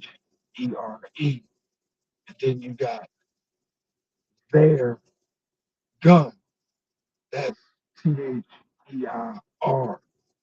And then you got possession there, or like they are, like they're going. They are going. That's future tense. You know, so knowledge raised, praying, truth, and defeat. Red pill look like Nah, I be feeling like I'm telling Mother Goose so I guess in these day and age is a misperception. They don't even understand shit like that. So as I'm a man, I'm a male. I guess I gotta say I'm following. It's crazy. This bitch. So it's like I'm telling fairy tales and putting motherfuckers to sleep. Like we're going to be in that like a university and having conversations with roommates and dorm buddies and walking around campus and talking to different people.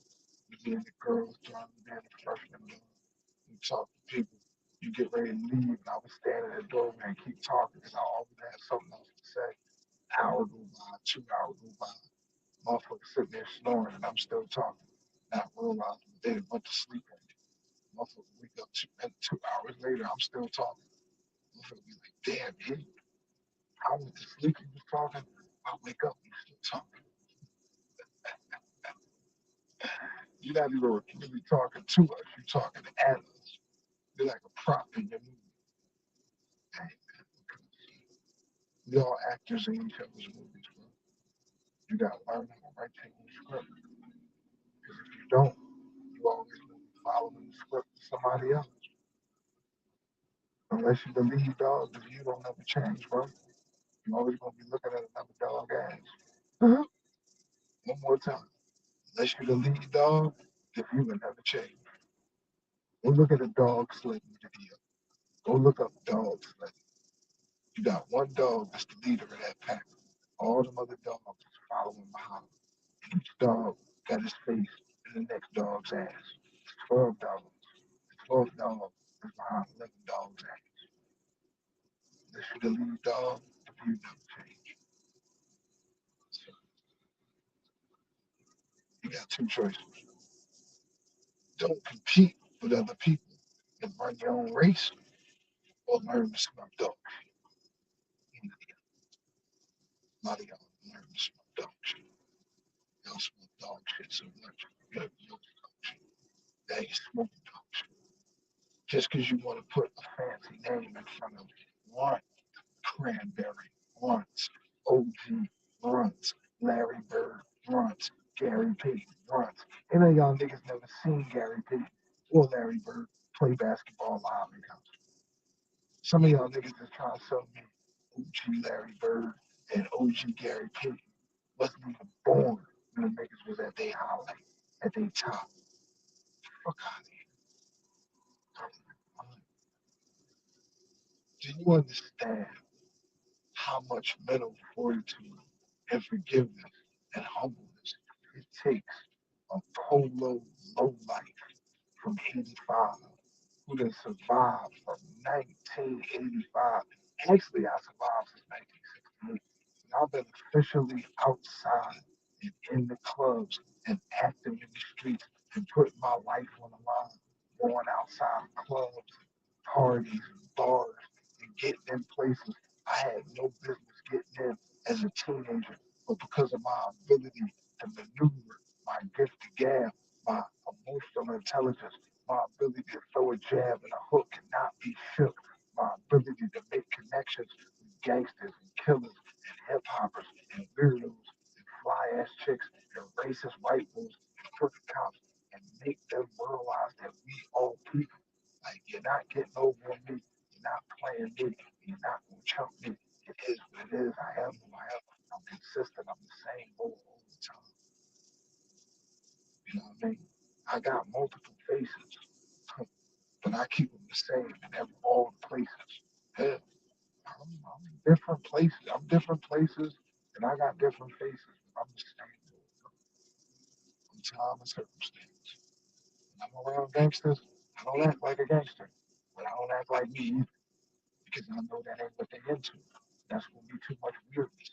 No, you don't recite poetry to people who ain't poets. You don't draw your pen around gunmen. I rap around rappers. I don't rap around gangsters. I talk to listeners. I don't talk to talkers. You heard that? I rap around rappers. I don't rap around gangsters. I talk to listeners. I don't talk to talkers. talkers don't listen. If you don't listen, you can't hear. If you can't hear, you can't understand. If you can't understand, you can't trust. And if you can't trust, you can't communicate. If you can't communicate, you can't talk. So I shut my mouth around people like that. I know it from the beginning. See how I broke it down backwards, forwards? Yeah, then you ain't got nothing to say. You used to talk all the time. I still talk all the time. I just don't talk to you. I don't talk around you. You lost the privilege of receiving my talk. Unless you catch me on Instagram.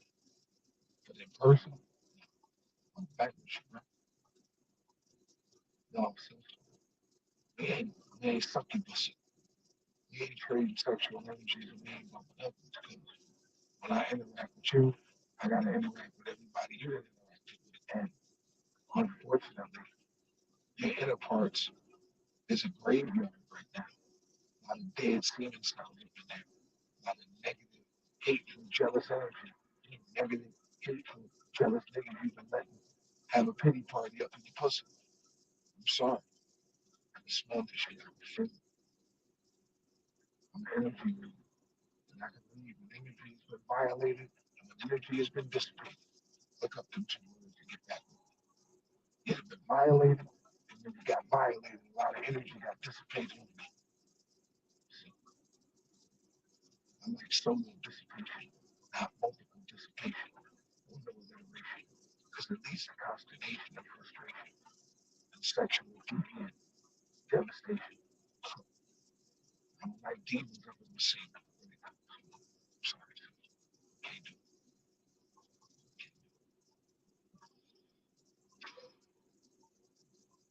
I ain't gonna leave him as great. Should have called me an age. I didn't. I knew better now. I know better to hang out with people who ask me what time it is when they got home.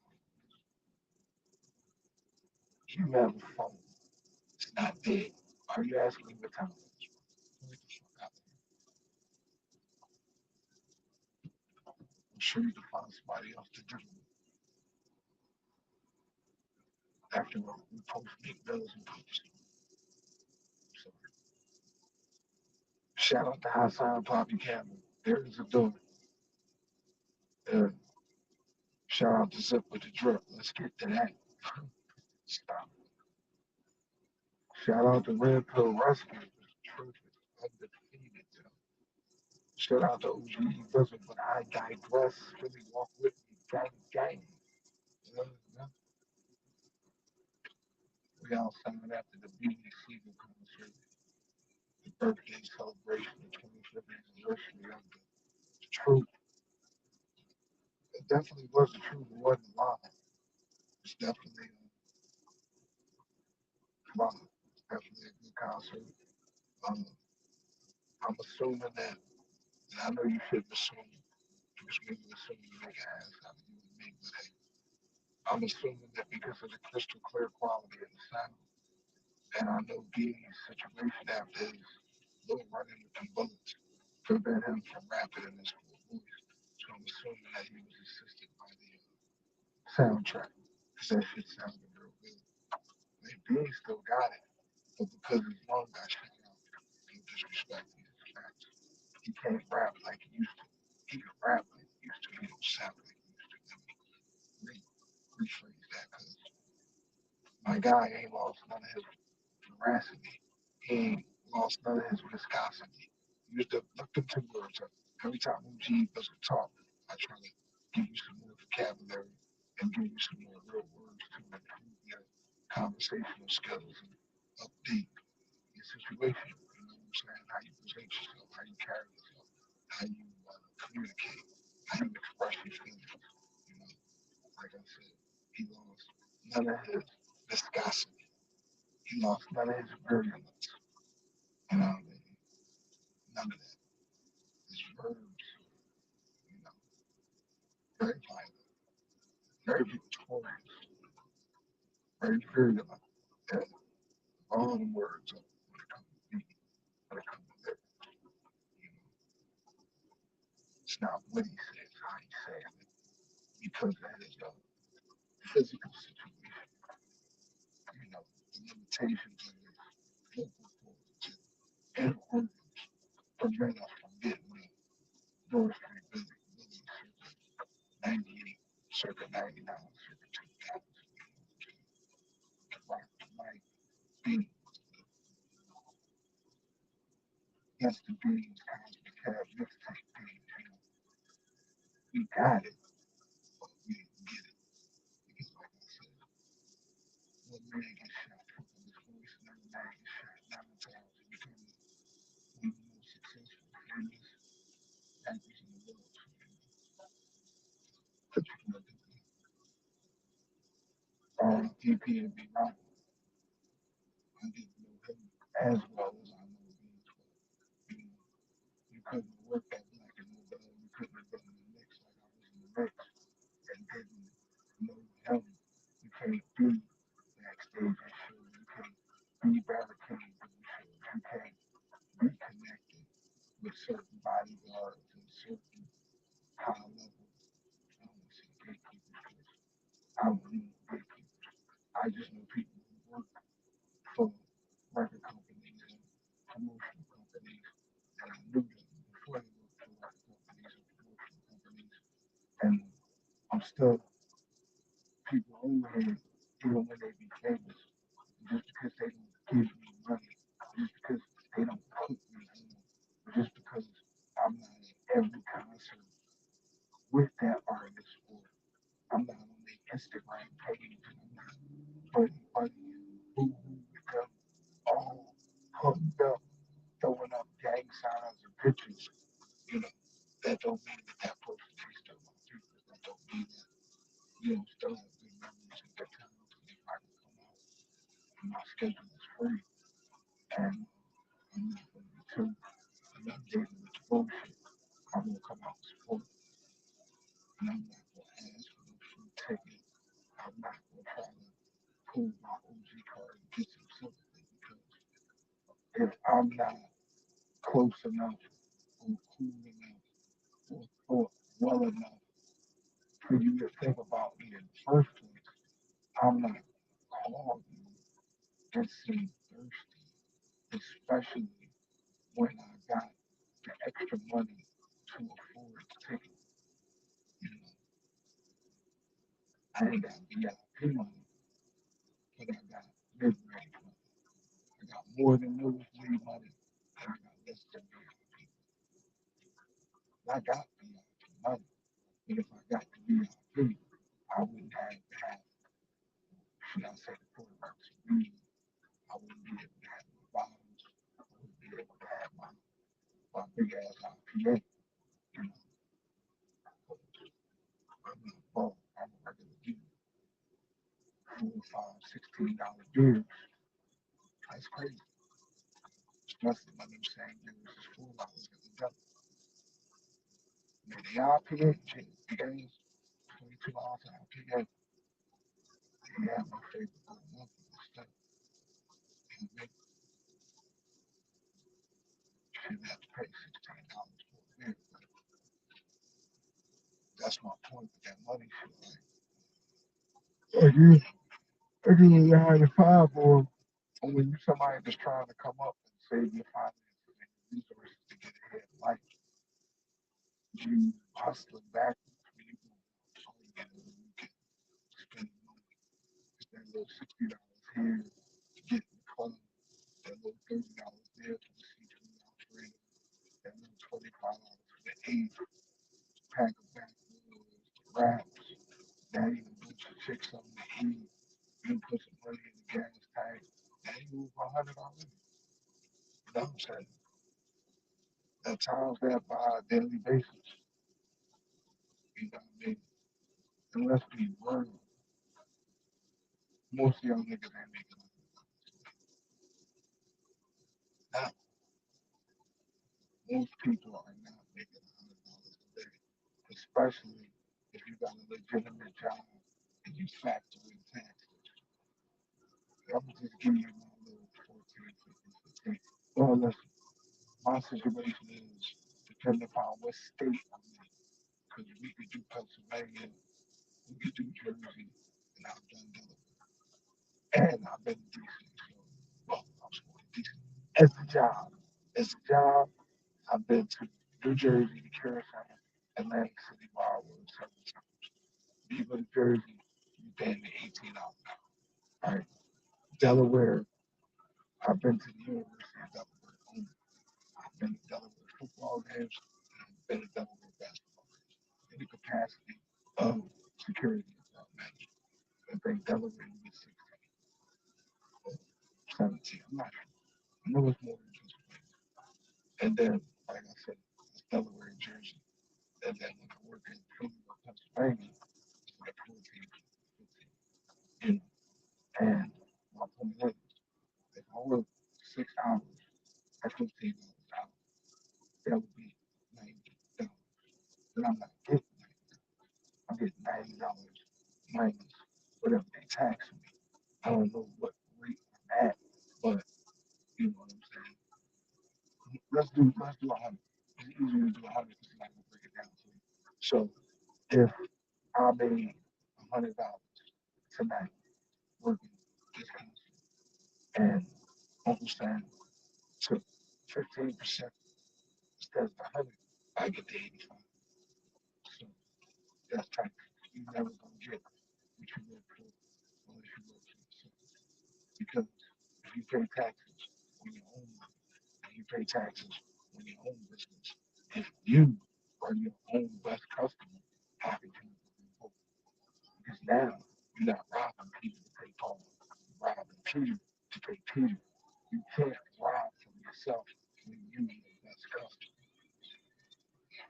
Everybody's goal in capitalism should be to be your own best customer and have your own product yourself. If you're your own best customer, then you'll never go broke. Never. Because you're financing that with your money. I'm just saying. It's just like when Kevin Gates and Rick Ross and any of those guys, they own record company or they own production company, UWA, Breadwinner, Association, Kevin Gates. You know what I'm saying? Made that music, Rick Ross. Just use numbers they put off the top of my head. When they copyright themselves, when they are the CEO and head of their own company, they can sign themselves. I can now go into the budget that I have for my artists, but now I can go into my discretionary income and use that to pay for my video. And I can spend as much money as I want on the video because the only person I'm taking money from, the only person I'm stealing money from is me. So don't mind me if I can't follow the advice that I get. That's just the way wise wizards and knowledge brokers live. We all got the power to help other people with their problems. But we become so helpless and powerless. Less time to deal with our own. I ain't no motivational speaker, and I ain't got no motivation. My heart has been broken, and my soul is under devastation. Yeah, yeah. But I still keep a grin, and I still keep a smile.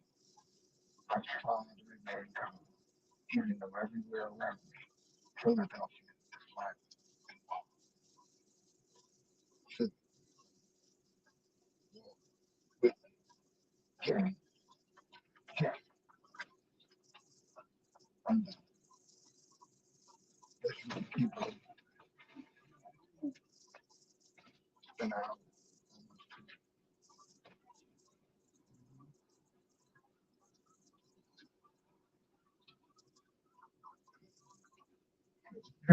Take a power nap.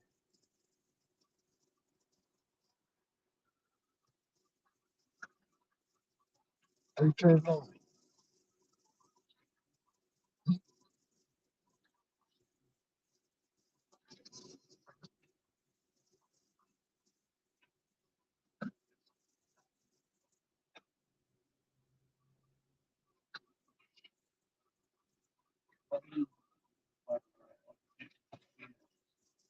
What's that?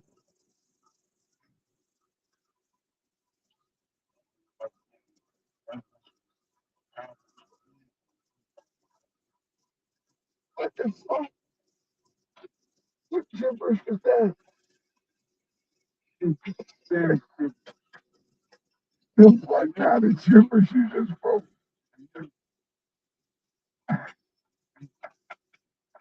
The fuck is wrong with you, bro? Okay, that's what's up. Literally, okay. Wow, that's what did I tell you?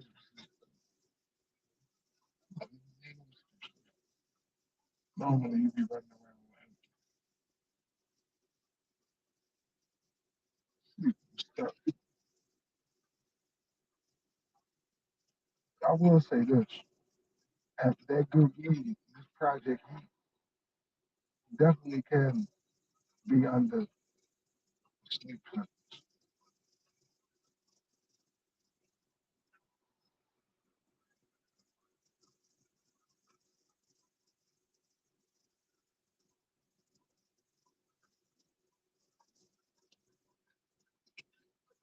I'm glad I ain't gotta be to work till 4:30.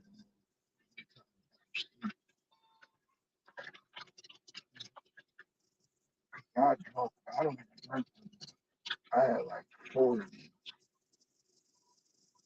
and umpteen blunts. And when I say umpteen, I mean to the umpteenth pound. And I can't even count.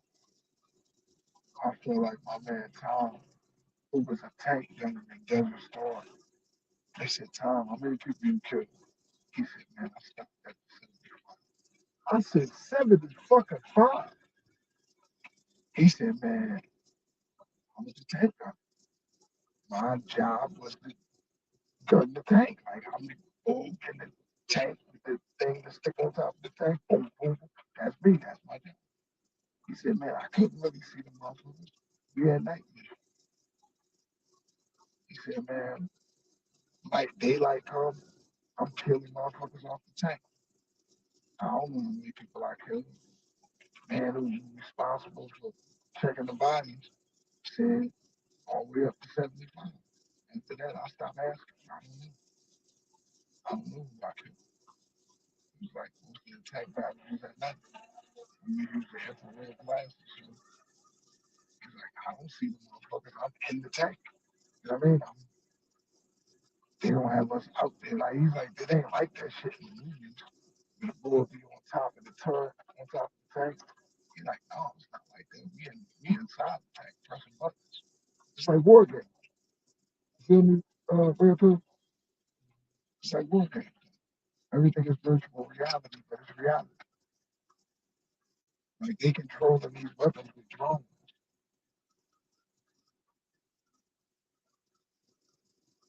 You know what I mean? Instagram and Facebook and video game technology is being used to power the military.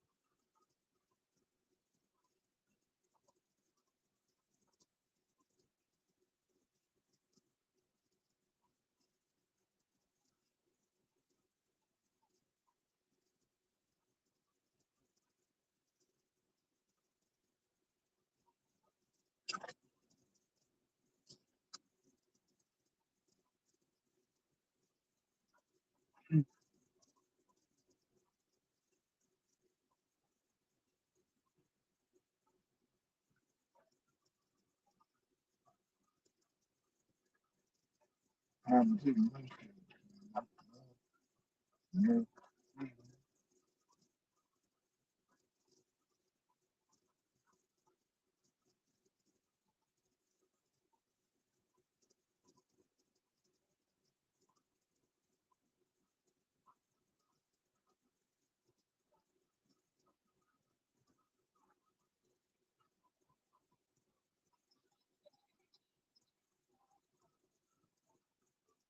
You get yourself together. I appreciate it. Going back to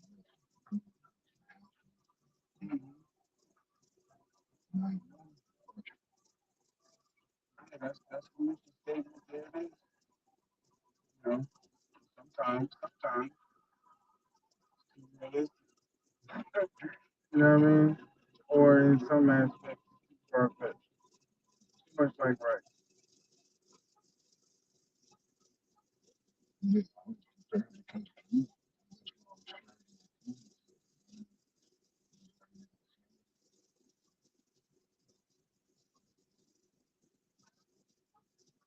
and it was so crazy because I'm like, yo, like, come on, you gotta move. I said, oh, hey, you gonna sit there and talk to me like that? I'll talk to you. No, we worked together. I was with you when you were snatching the music between the crazy times. Remember that over here? You were snatching the music that we doing in the concert. You worked it out with it. No, I ain't never seen you in real cold. Why would you, nigga? Only time you ever seen me is at the man music. But you sitting up here, you know what I mean?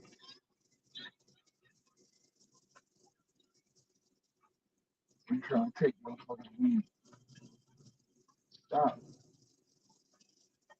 And, yeah, man, you act like, first of all, you act like it's a big deal. Second of all, you act like I don't know, we don't know each other. All right, okay, I can understand you gonna realize me outside. But you don't be taking niggas weed at the man music. That wasn't you. Man, get the fuck out of here. I know you know. Because you gave me an eighth out of the weed that you took. Stop. So I wouldn't say nothing. Not knowing I wasn't gonna say nothing anyway. I was just bidding on it. I really just come up past over it. I started laughing. Yeah, I get eight. I'm like, nigga, hell yeah. What I wanted to say was, nigga, I wasn't gonna say that. I was just being funny. The fact that your old ass is snatching weed that you can't really take is amusing. They don't, you can't take their weed, but they don't know that he was playing all together. He probably got like damn near out. Cause I seen him snatch four. He got two off one bull, one off a chick, and one off another chick. I seen him snatch four. He gave me one. Who knows how many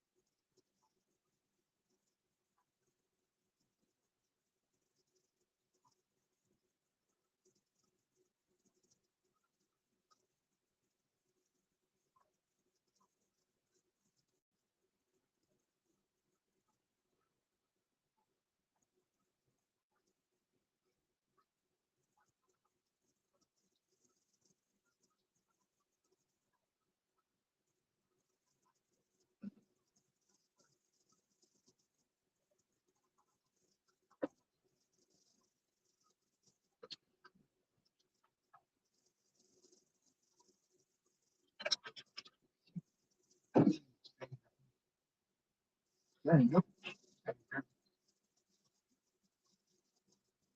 who you talking to? Man?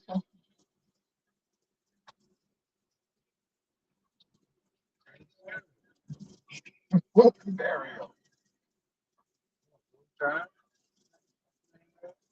Like, Lil John. Who the fuck?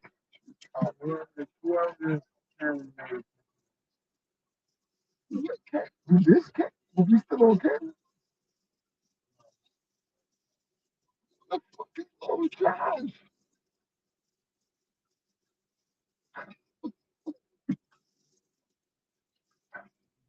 I'm totally out of the mix. I don't know no Josh, relax. I don't know none of them little.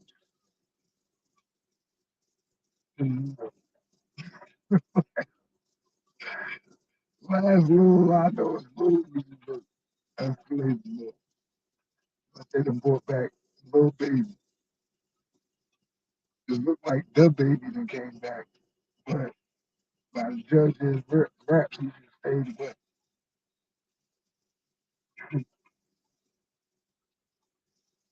Now, I don't know who said this, but they said if you want to realize who rule you, look who you can't criticize.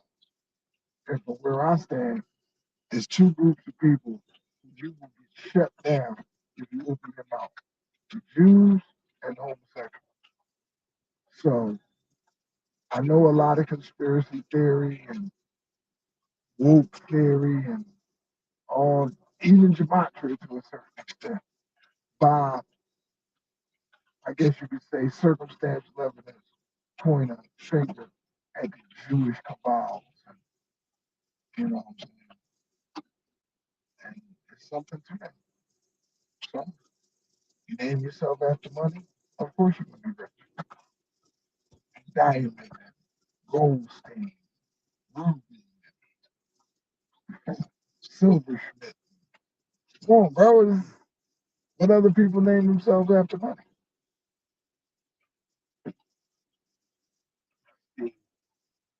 Yeah. Did you know that the only reason the Kaisers turned to Judaism instead of Islam is because Islam wouldn't let them drink? They had to have a vodka.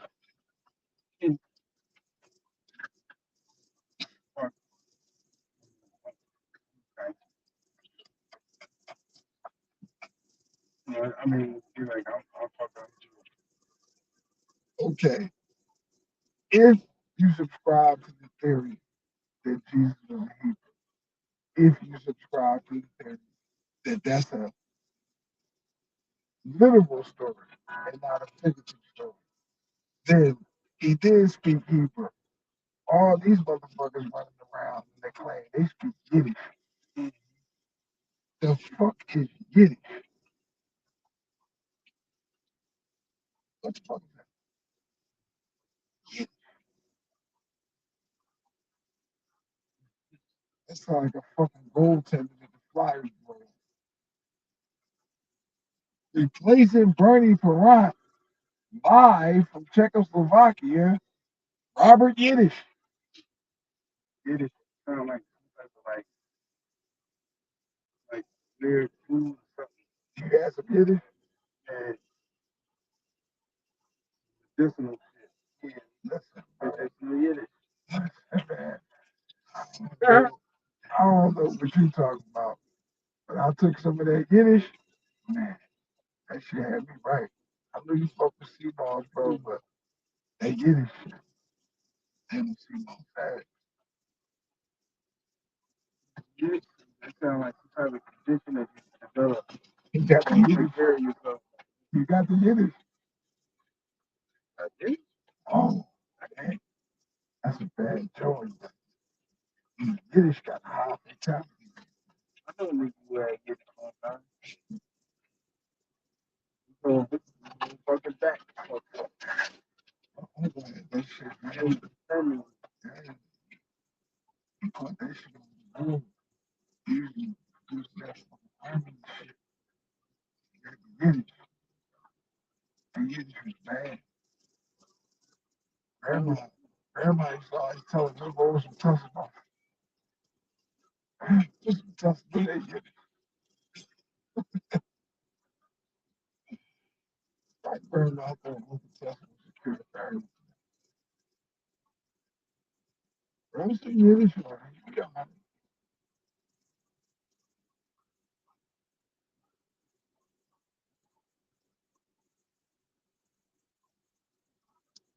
They go game for you, red pill.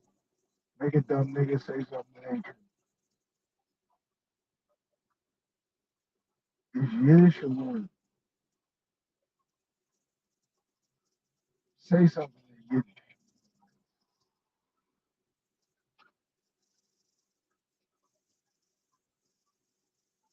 Languages I can't fully speak, even though I was born in the country.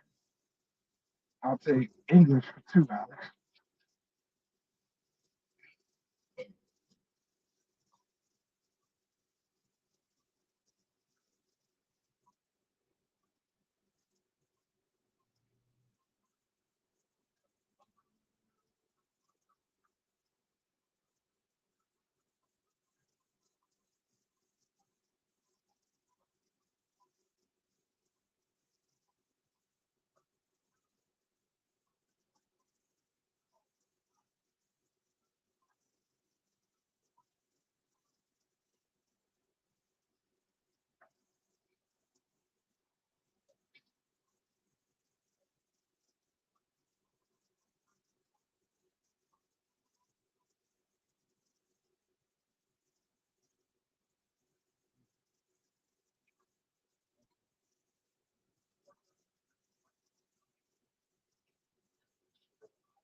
Yep, that would be good